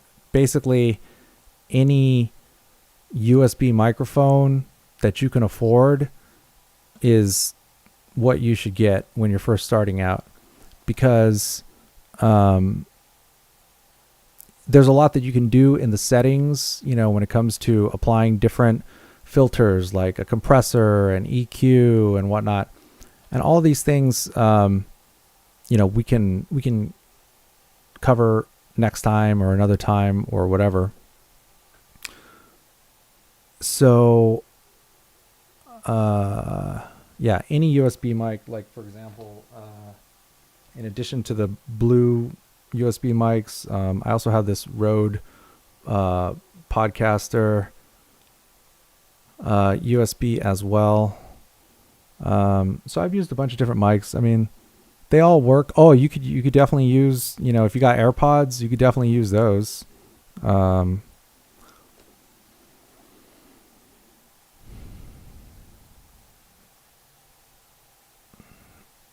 Yeah, that's a good one. Streaming on YouTube versus Twitch. Sometimes it seems like YouTube is easier to get an audience. Yeah, it might be. To be honest, like, I haven't been doing a lot of streaming, and despite the fact that, a lot of things, there were like technical hurdles tonight. I mean, you can talk all the shit you want and try to act like I don't know what I'm talking about, or I don't know what I'm doing, or whatever. But the reality is I do, and you probably don't. So it's really more about your ignorance, I guess. So when it comes to Twitch versus YouTube, and is it easier to build an audience on YouTube? It might be, because kind of similar to what I was saying before about being the guy streaming your own gameplay by yourself in 2021 versus doing it 10 years ago in 2011. Nowadays, because the pool of quote unquote talent is so much bigger, you're not it's going to you have a lot more competition. Now, that's not to say that it can't be done. Certainly it can be done. Anything is possible. All you need is dedication, consistency, and to provide value for your audience over time. And you'll be able to build an audience on any platform. But if it feels like it's easier on YouTube right now, then give it a shot. But the other thing that I would say, which is a good point, Sonic Soul, what do you think about multi-streaming? That's basically the point that I was going to bring up. So you can use a tool like restream.io, or if you got a beefy PC, you could just add multiple destinations when you're streaming, so that you could stream to multiple platforms at the same time. Restream.io is an app that I've used for years. It feels like years now. So basically, you can add multiple destinations. So you stream to Restream, and then it sends the feed to Twitch and YouTube and Facebook and Periscope and wherever you want, simultaneously, without your stream PC needing more power or more bandwidth. So in that sense, in my opinion, when you're first starting out, you should totally take advantage of something like Restream, because when you first start out, you're not going to have a lot of people watching, surprise. But if you got like 2 people watching on like 4 platforms, you're already 4x the amount of viewership than somebody else who was in your same position that only was trying to do you need to pay to use Restream? Yeah, probably. Maybe there's a I think there's a free version. I'm pretty sure if not, there's a free trial. It's worth it. John Ford says, how do I get back my old audience? I stopped making content for 6 months, but I haven't been able to get my audience back. You got me, bro. When you figure it out, let me know, because I'm in the same boat, except now I think I got Twitch bots auto disliking. Guiltiness, thank you for the donation. Very kind of you. Thanks, thanks to the people who sent super chats earlier. I'm sure those get listed somewhere, and I'll do a proper thank you next time. But yeah, the problem with Restream is keeping up with the chats. So, obviously it depends on how many people you got watching, but Restream has a multi-platform chat plugin that you can load into the stream, so you can see the chat. You can see what people are saying on multiple platforms. The problem is they can't generally see each other saying those things. One other question. How does one get a Twitch partnership? Great question. Let me see what it shows. Let me see what it shows you. Yeah, thinking about like not making content for 6 months, I would say it's also possible that you might also need to try different things, like uploading more frequently.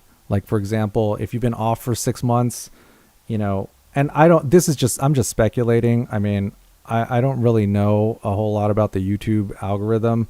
It's just a guess. But I mean, if you put out, like, if you increase your output so that you're putting out, like, let's say 1 video a day for like a week, I think that would probably help help the algorithm a little bit. But the problem is you never really know for sure how the algorithm feels that day, so to speak, even though obviously it doesn't feel anything. It's just it's just code. Okay. Thank you, John Ford. Just trying to help. Yeah, just trying to help. Okay, here, let me close this. All right. So this is just the, somebody was asking what it takes to be a partner. So I'm on the PogChamp account, and you can see, okay, so before you get to partner, you have to get to affiliate. The Cross Counter Twitch channel has been partnered, feels like almost a decade. So this is probably the most realistic view of what needs to happen.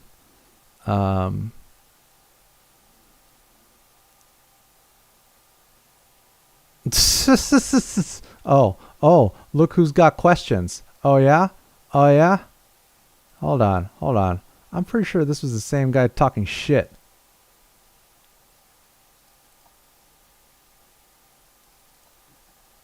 No, I feel like you said some mean things.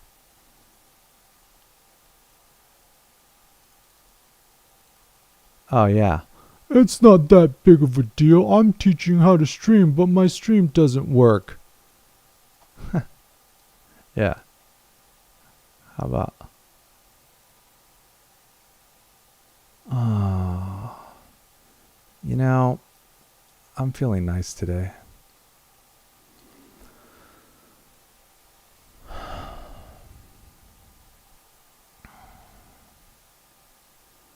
Anyways, so before you get to partner, you're going to have to get to affiliate.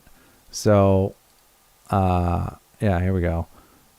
Reach 50 followers, stream for 8 hours, stream on 7 different days. So each time you do one of these, you know, it'll tell you. And then once that happens, then you'll get to the next level. Twitch affiliate program, earn on Twitch with subscriptions. I don't know. Honestly, like I've been partnered. I was partnered for so long. Oh, here we go. Twitch partner program. Yeah, whatever. Here's the.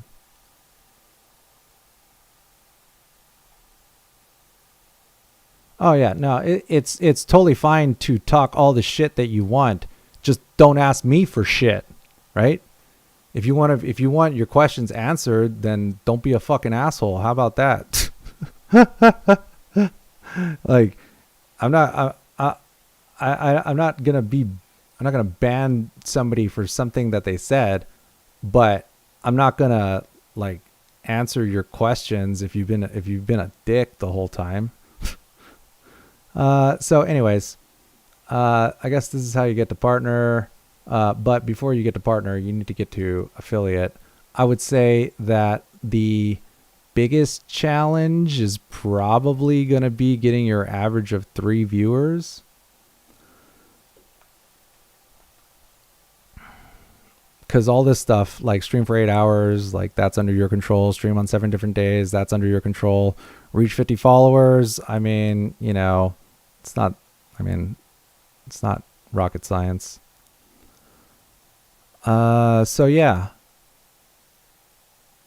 Oh yeah, you want to be a mod? All right, there you go.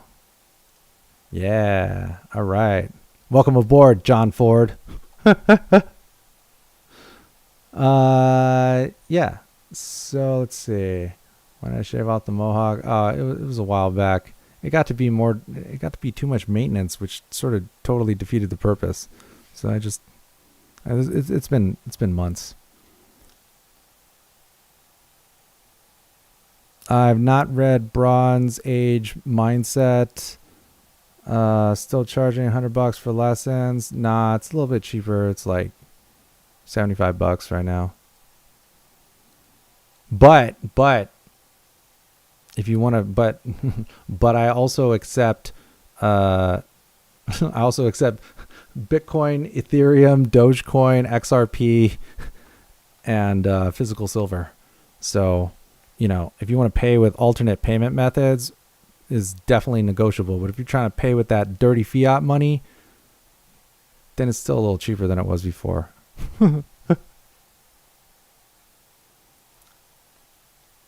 Yeah. How about background setup, lighting, and a green screen? Any thoughts or insights on how much money or time should be spent on that stuff and how to do it? I would say if you haven't made it to affiliate or partner, I don't think any of that stuff is necessary. You can sub out a green screen. XSplit has this like webcam background remover tool. I'm pretty sure it's free, so I would try that first. I mean, I got a green screen, but I don't know. I alternate between thinking that it's better and thinking that it's totally fine like this. But generally, when it comes to your background setup and the lighting and the green screen, personally, the lighting I would consider to be the highest priority, and to fix, or not fix, but improve. Oh man, I was gonna show you guys.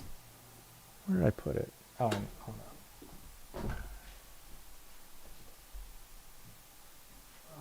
Yeah, this is what I was gonna show you guys. So lighting and audio are the two things that you don't need to spend a lot of money on to make them a lot better. So this is the Lume Cube. It's a light that it has different brightness settings, and it also comes with a different lens cover. The other one is like I lost the other one, but it's like more bronze or brownish, whatever.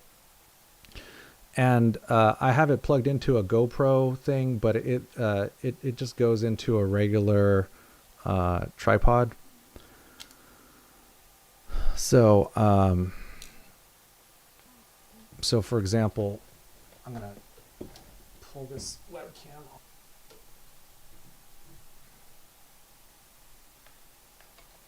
Oh, I'm gonna make like a resource list of like all the, I don't know, recommended gear or things that I've mentioned tonight. So sit tight for that. I'm gonna make a Telegram channel. So yeah, here. So check this out. This is just like a little mini Gorilla Pod.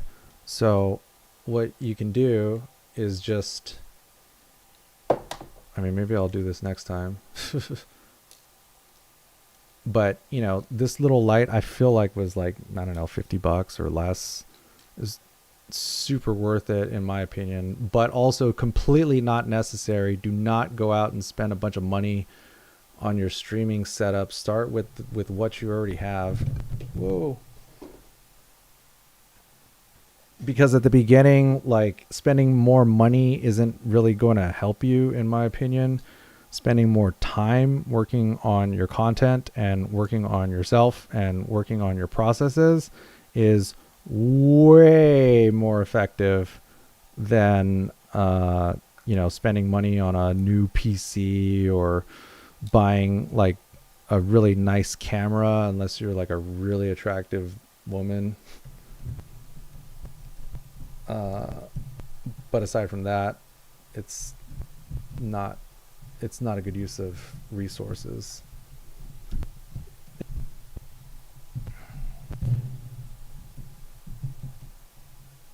Yeah, so now, I got this little light right here. Here, hold on, let me turn off this light.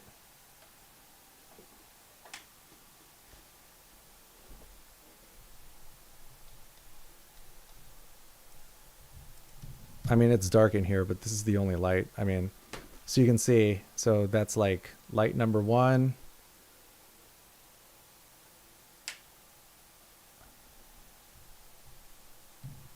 Light number 2.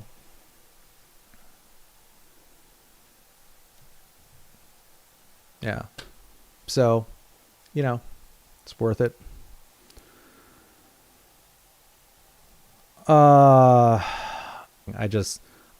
I want to, well, maybe I can do it right now. I've been using Telegram. I've been using Telegram because it is my preferred,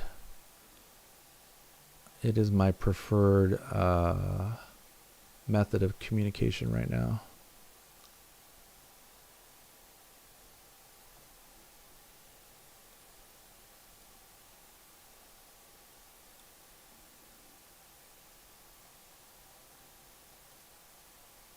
Whoops. Oh, there we go. Portable version. Yeah, I like Telegram because it doesn't feel as, well, anyways, I'm not going to get into it. You guys can take it or leave it. I don't really care.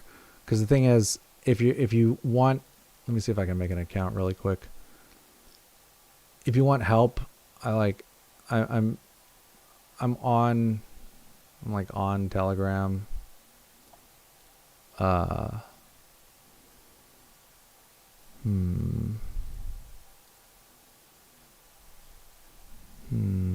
Where'd it go?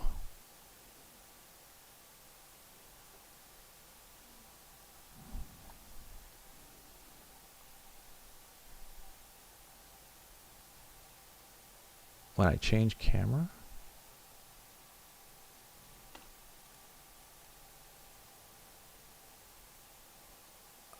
Honestly, I think it's just internet issues right now, to be honest.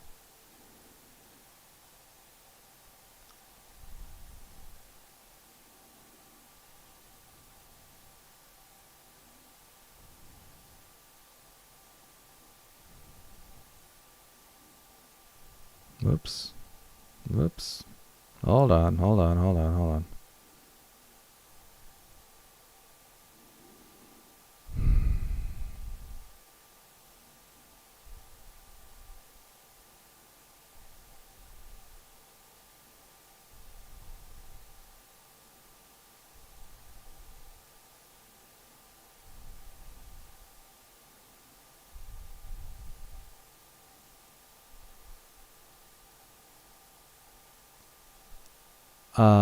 I like Telegram because it's like a little bit like Discord, a little bit like Signal.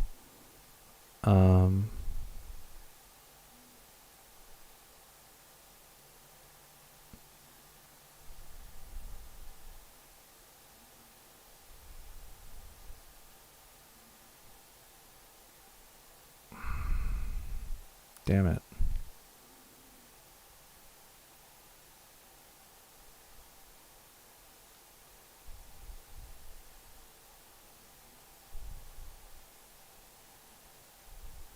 Nah, whatever. We'll have to set that up next time.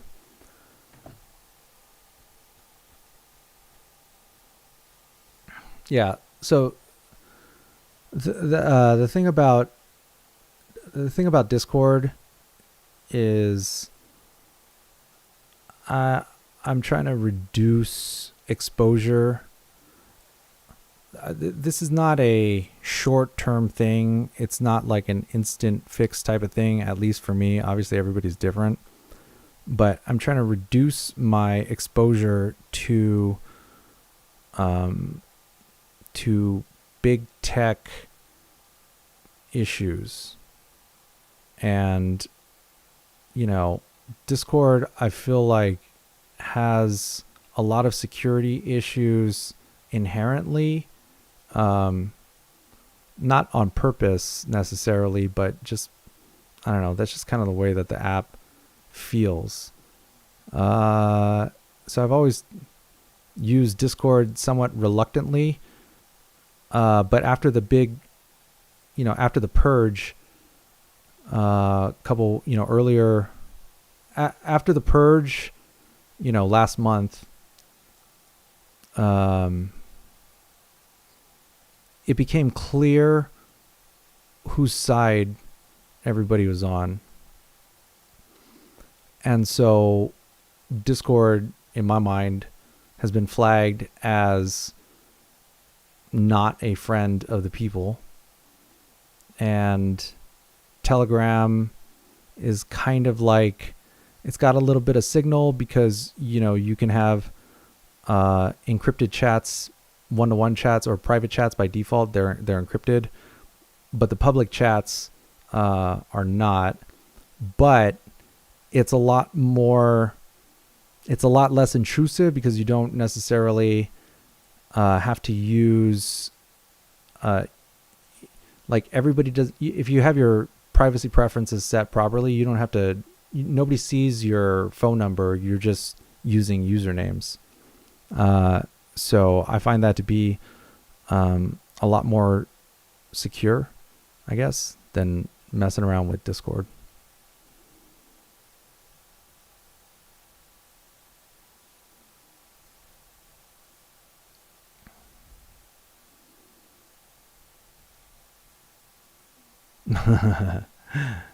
Is there powers that did the powers that be caused us to go from being the best thing in the FGC to being silenced? Pretty messed up even thinking about that. You mean me and Mike, or me in particular? Yeah, I mean, well, the thing about Signal is that I wasn't suspicious of it until people started to point out that like Jack Dorsey was like tweeting about it and like Elon Musk were tweeting about it. Then I started to hear rumors, and I don't know. This is all like unsubstantiated. I'm just speculating. I don't know this for sure, but people were saying that like, oh, it's like CIA developed technology. Now, whether or not that's true, what is concerning about Signal, despite the fact that let's say it is encrypted, let's say that it actually is end-to-end encrypted, which it seems to be, but right now, unless, I don't actually know if there's a way to turn it off, but by default, when there's a new user, if you have your notification set to on, then anybody in your phone book that installs Signal, if you have that preference on, then you'll get a notification. Oh, so-and-so you haven't talked to in like 5 years just joined Signal. So from that perspective, there's like some big picture metadata, like, potential security issues. Not to say that Telegram doesn't have its own issues. It's just not all built around the phone number.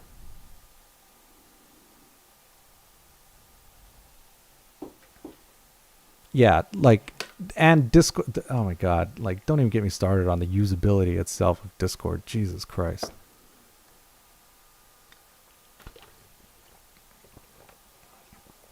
Oh yeah, Mike was definitely a casualty, but I mean you as of recently. Yeah, I mean, there's a video. I don't really want to go into it right now, but there's a video that I put up a couple weeks ago about all that stuff. And, for those of you guys that still, that made it this far, I'm just going to, sort of, I guess, share just a little bit, I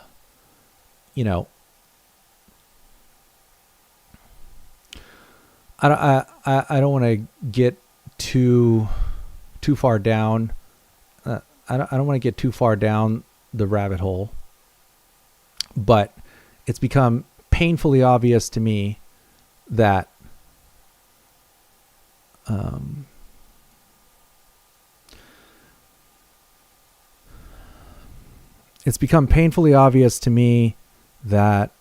we, the people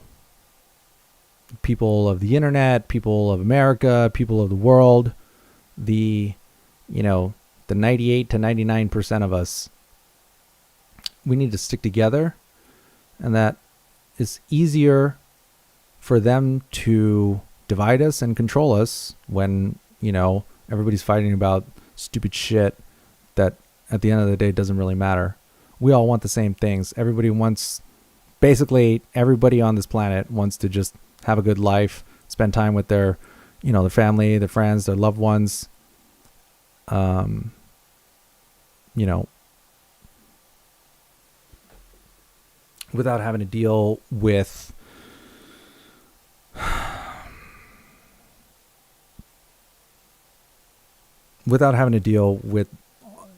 pick any issue right now, anything, without having to deal with that. So the more that we can stick together, despite our quote unquote differences, perceived differences, which is largely manufactured bullshit and triggered through people's unwillingness to accept the amount of trauma, brainwashing, mind control, propaganda, fake news, social media algorithms, all these things. Until people are willing and able to acknowledge that they've been affected, at least in some way, by some or all of these different factors, they're just going to try to continue to divide us on like the dumbest things. So I realized the other day that because we're stronger together than we are if we let them pull us apart, them as in whatever you want to call it, them, the powers that be, whichever group you think is group or groups is running the show. They want us weak. They want us divided. And I was watching this video. You guys should watch it. I mean, it was on, if you just type in Pitbull, it's like him. He talks about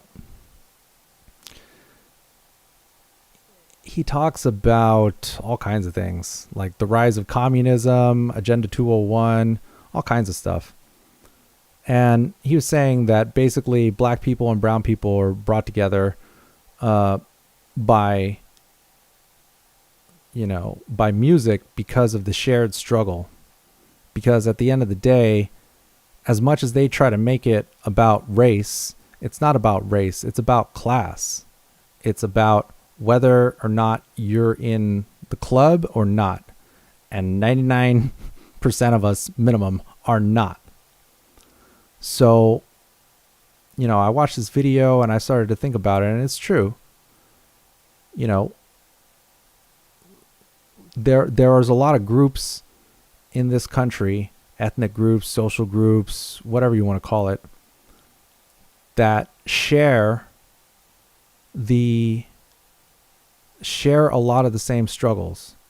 So because they share the same struggle, they understand each other better. And in this current situation, I'm not even going to call it, like, I hate using the term new world, but I don't know what else to call it. Because the old world, normal, whatever you want to call it, I don't know if there's, I don't think the new normal is going to be exactly like any of us think it is. But I don't know what else to call it aside from the new world, because it's not going back to the way it was before. And so to act like it will, despite the fact that no single person is responsible for all of this, it's not like that. But we can't just go around and pretend like things are going to go back to normal, or that everything is going to be okay, or things are going to settle back to the way they were before. I mean, they might. There's a very real possibility that in an instant, things could go back to normal. I'm not so optimistic, and it's very clear to me the direction of the new world, for lack of a better term. And so I personally, I feel like most people within my reach, not necessarily like FGC or the cross counter audience or gamers or Twitch people or whatever, I just think that by and large, most of you are unprepared, woefully unprepared for the new world. And I'm not saying that I got it all figured out, because I definitely don't. But I got a really good track record of being able to see future trends, predict, what happens next or next after that. And, because I've been around for so long, and because some of you have been around for just as long, if not long or longer, or almost as long, or been around for a hot minute, I feel a responsibility to do what I can to help. Because if we don't adapt, evolve, and change to our, with our environments, we will be left behind. And the longer that it goes, the more the world changes and the harder it is to catch up, and the more brutal it will be to be left behind.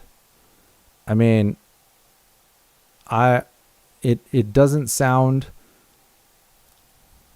I'm not saying this is going to happen like soon or tomorrow or whatever, but it seems to me like there's going to come a time where either the world gets to be, kind of like, it's going to kind of look like a combination of Mad Max or Waterworld,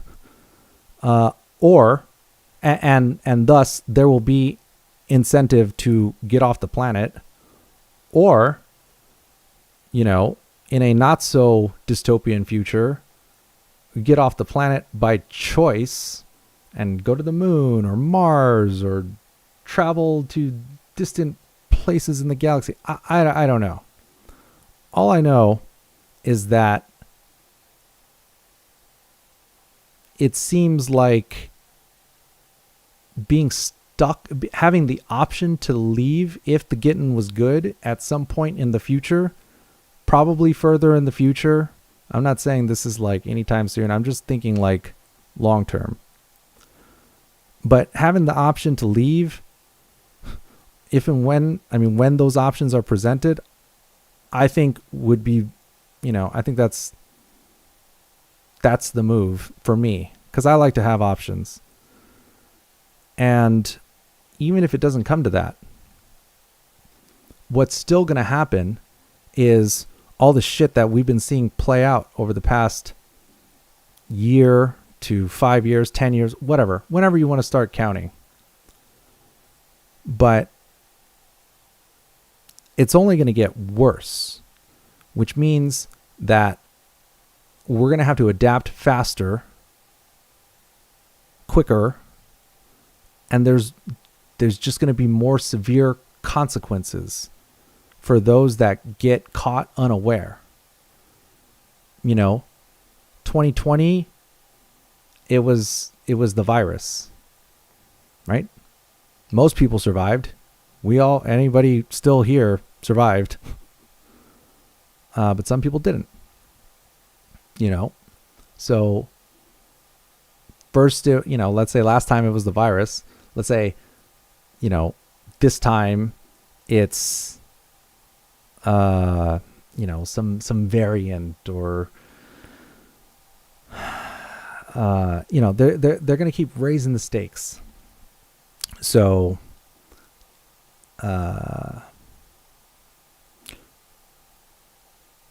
with every passing moment or week or month or year, we're going to have to adapt a little bit more, and we're going to start to see people that didn't adapt either fall further behind or die increasingly painful deaths.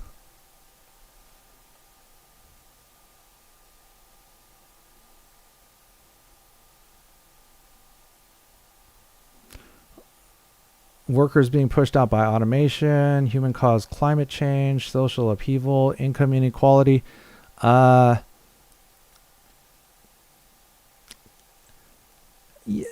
Those are more like symptoms of larger issues.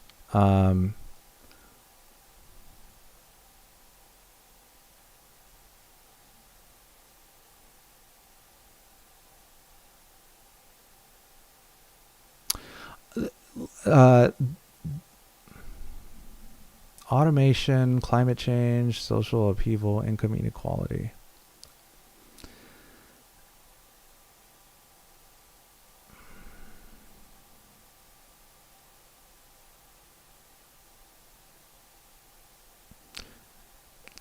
Kind of, but more, I would say you're thinking of it in terms of like ways that the media or politicians would try to explain it. The way I would explain it is much simpler. And whatever. Honestly, I don't give a fuck. I really don't care what you think. I don't care if you agree, and I don't care if you think I'm crazy. Because until you've proven that you've done the work, I can't really take too much of immediate dismissals. I can't really take it seriously. We can have an honest conversation, for sure. But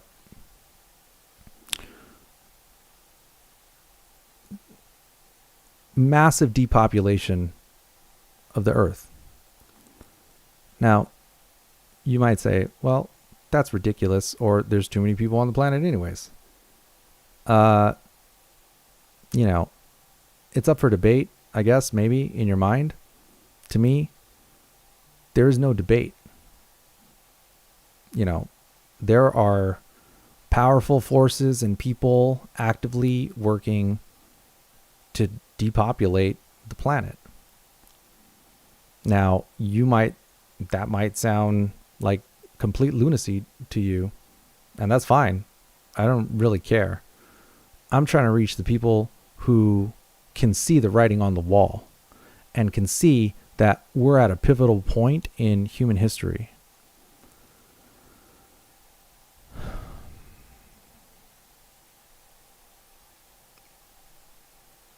Because our lives have been uprooted. Our ways of life have been uprooted. They're going to continue to be uprooted.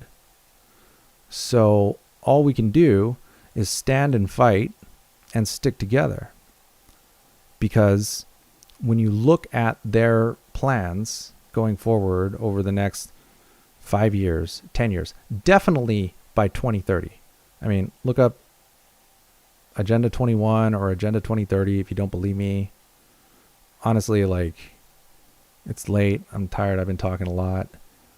But to me, it's very clear what's going on. And I'm not trying to die a painful death. And I'm not going to... I'll be able to sleep better at night knowing that no matter what happens, at least I tried to help people, because I just happen to have a lot of skills that I can share with you that will help improve your quality of life. Even if the guy who was trying to teach people how to stream couldn't keep his stream up, oh my god. Honestly, these are the types of people that I'm not gonna miss. I'm not gonna miss when they inevitably get you because you weren't able to adapt. Is it going to be things as clear cut as money? Sometimes it will be. Well, it's okay, John. If I go down, you go down with us. Didn't you know Every time a channel makes you a mod, that makes you also, I mean, now you're in too deep, John Ward.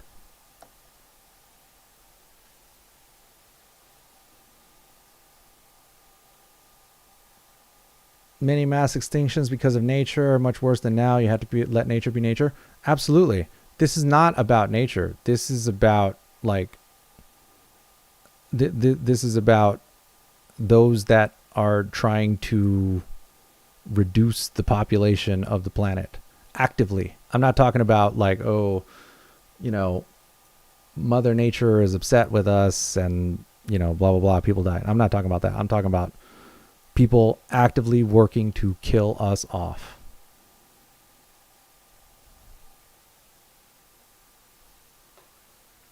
So I'm trying to just do what I can do to help us all.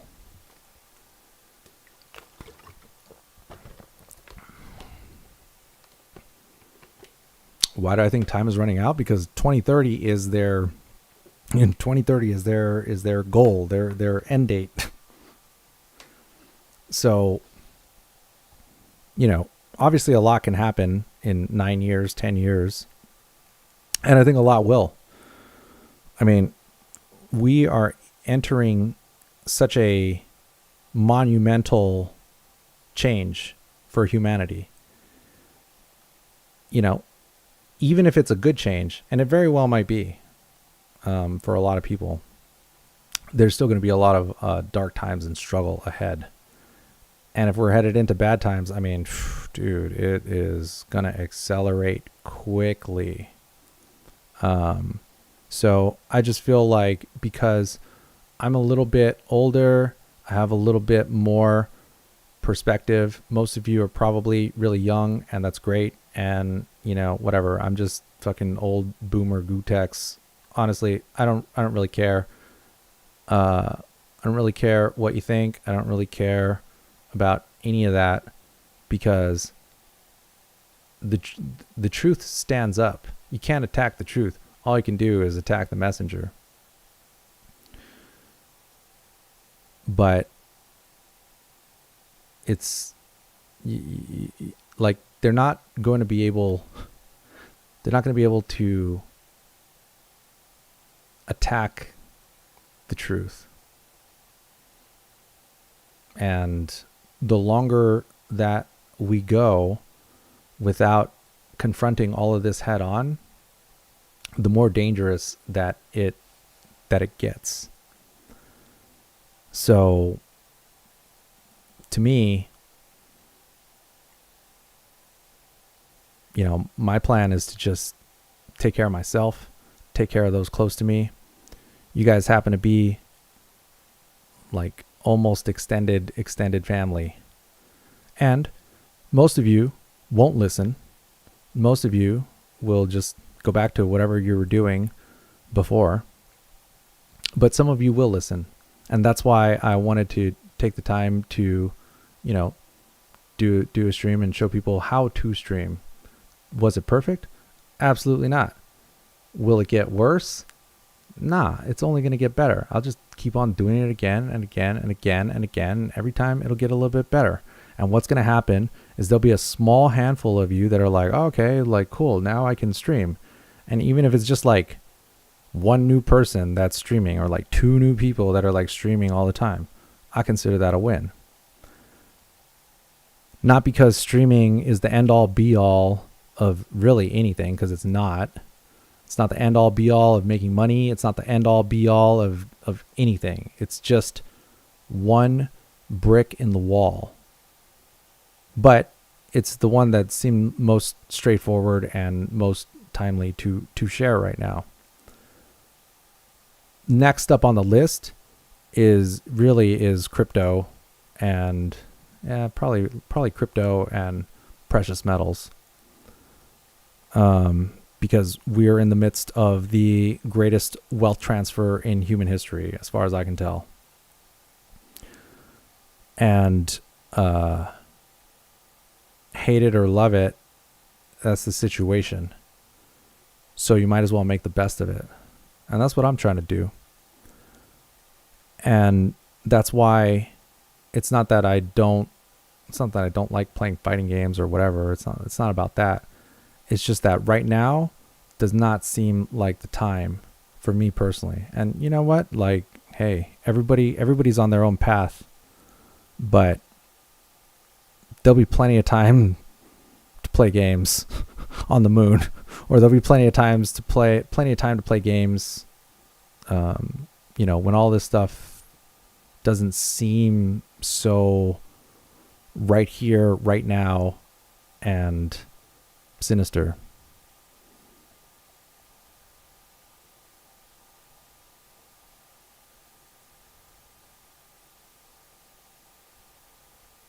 How is knowing how to stream related to them killing us? Part of your ability to survive is going to depend on your income. I can't be the only one that had my income impacted by everything that's happened over the past year, and I don't think I'm alone. Now, I don't know about you, but I've certainly noticed that some people's income was affected more heavily than others. For example, anybody in the events business probably had their income, wiped out, or the majority of their income wiped out, right? So why is that? Well, because, offline events are kind of like in flux, depending on where you're from or where you're at and what you're trying to do. But right now, what is basically safe from having your livelihood affected too much is anything that can be done from home. So obviously there's tons of ways to make money from home on the internet. Streaming is just one of them. I just picked it because it's relevant, because more people are staying at home and more people are trying to get into streaming, whether they're gamers or they're podcasters or they're they're music people, whatever. It's just more relevant now. It's not the end all be all. In fact, I would even say it's not the biggest waste of time, but it is not the most effective way to make money or build an audience. In fact, it's probably got to be the worst if you're just getting started. But what do I care? I don't give a fuck. Just because I see it that way doesn't mean that one of you out there isn't like one little tiny like setting or streaming epiphany from becoming the next ninja or Pokimane or whatever. So if I can help facilitate that in some way, great. I'm all for it. Because then I'll be like, all right, cool. Like we got one more smart person on the moon.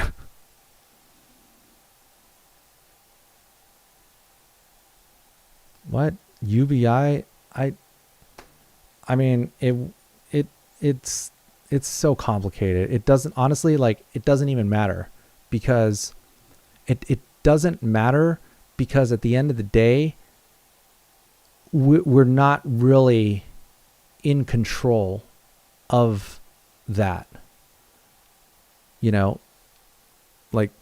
There's in the same way that none of us are solely responsible for the pandemic. There's not one person that's like solely responsible for how universal basic income will or wouldn't be.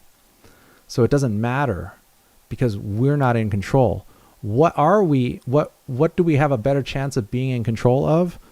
Doing something like streaming or making content or controlling our decision making, our behavior. That's what we can control, the individual. So it doesn't matter. I don't know. Is it good or bad? It's probably good and bad. Who cares?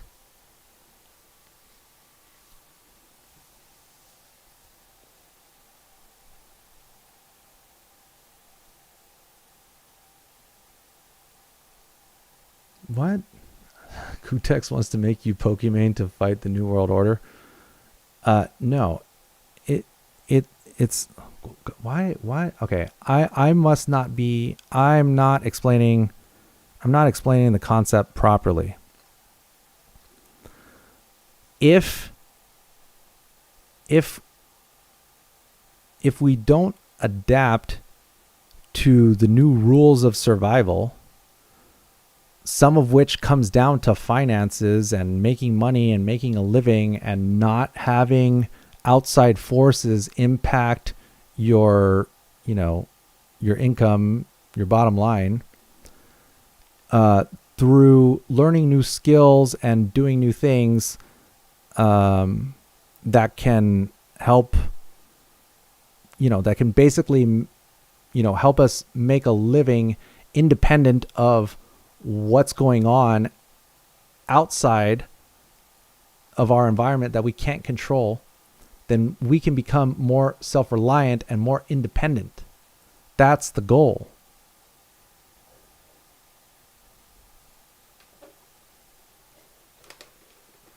Okay, thank you, Leo.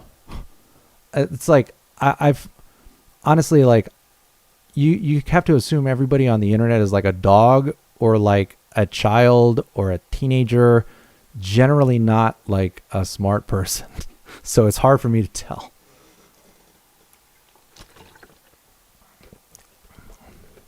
But again, this is not for everybody. I hate to be the bearer of bad news, but you are not all gonna make it. Like, the sooner that you understand what that really is gonna look like in the not too distant future, the more you'll start to understand, like, shit is getting real. And the best way to, we're on the verge of such a bright future. There's so many good things that can happen to this world. So many. But we can't all collectively continue to,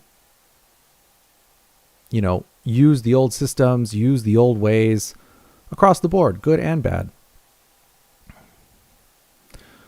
And the more that we have true independence from various abusive systems, the more that we aren't dependent on them, the more free that we can be. Free to live the way that we want, where we want, with whom that we want. But if we don't have this, if we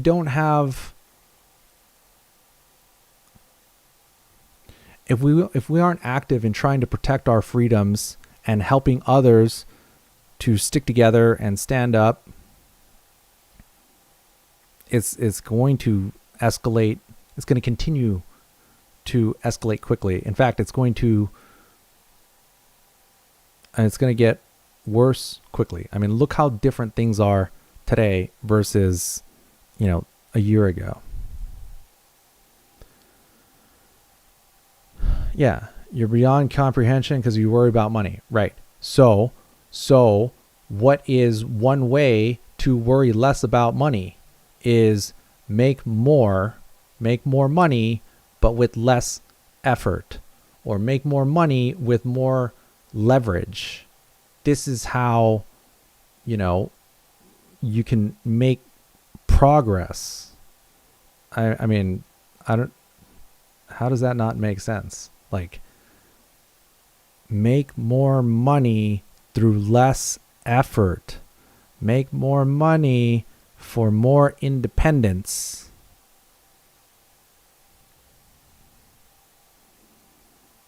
New decade, new music. Dude, it's funny. I've only been listening to like old stuff from the 90s.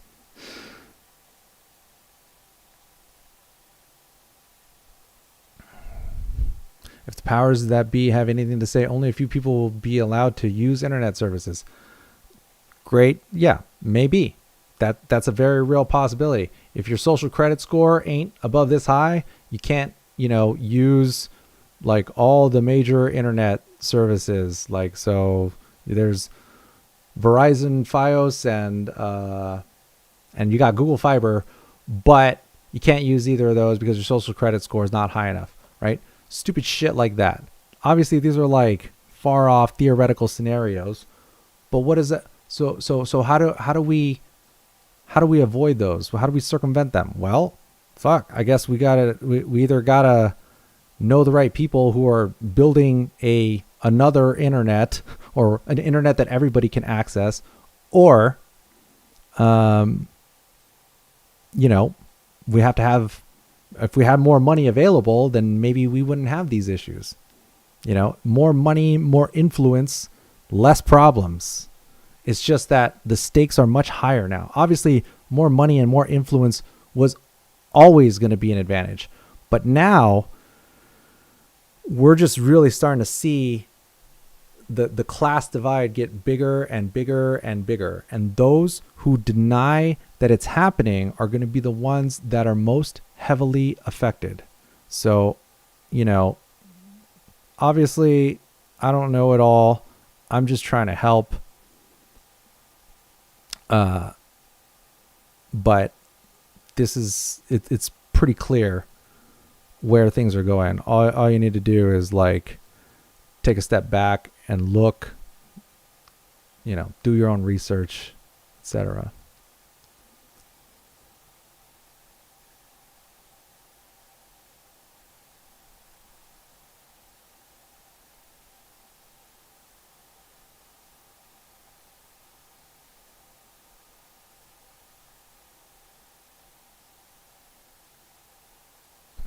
Maybe you should start reading some socialist ideas. It'll give you some faith in people again. Yeah, I don't know. Once I get this Telegram channel set up, you feel free to send me all the links. Send me all the links you want. All right, I'm gonna scroll up and then I'm going to call it a night. Thank you so much. Thank you so much for hanging out tonight. I hope you learned a thing or two. Again, I apologize for the technical difficulties. I'm going to try to get to the bottom of it. But let me know what you think. And $2 seems very affordable for this class. Thank you. Hey, you know what? The best things in life are free. So I'm just trying to help.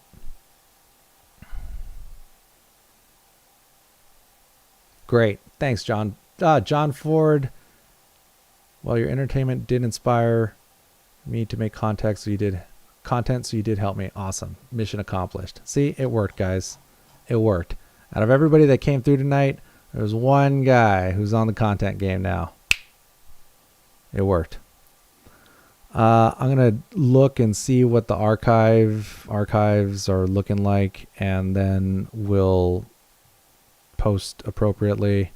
And probably going to do this again in the not too distant future so that it's smoother and better next time. So thanks for tuning in to the beta test, and hope you got something out of it.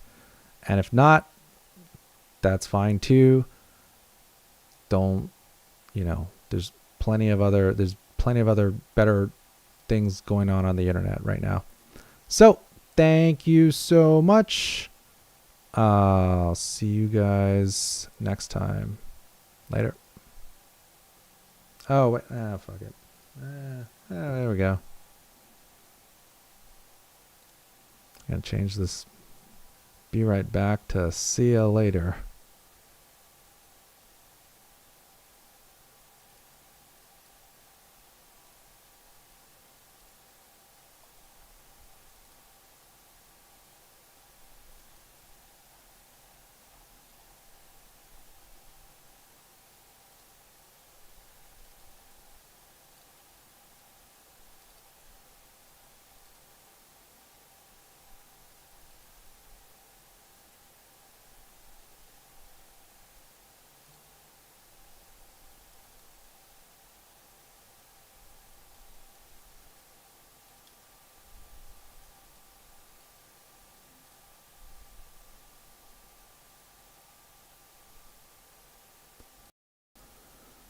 There we go. All right. Thanks. Later.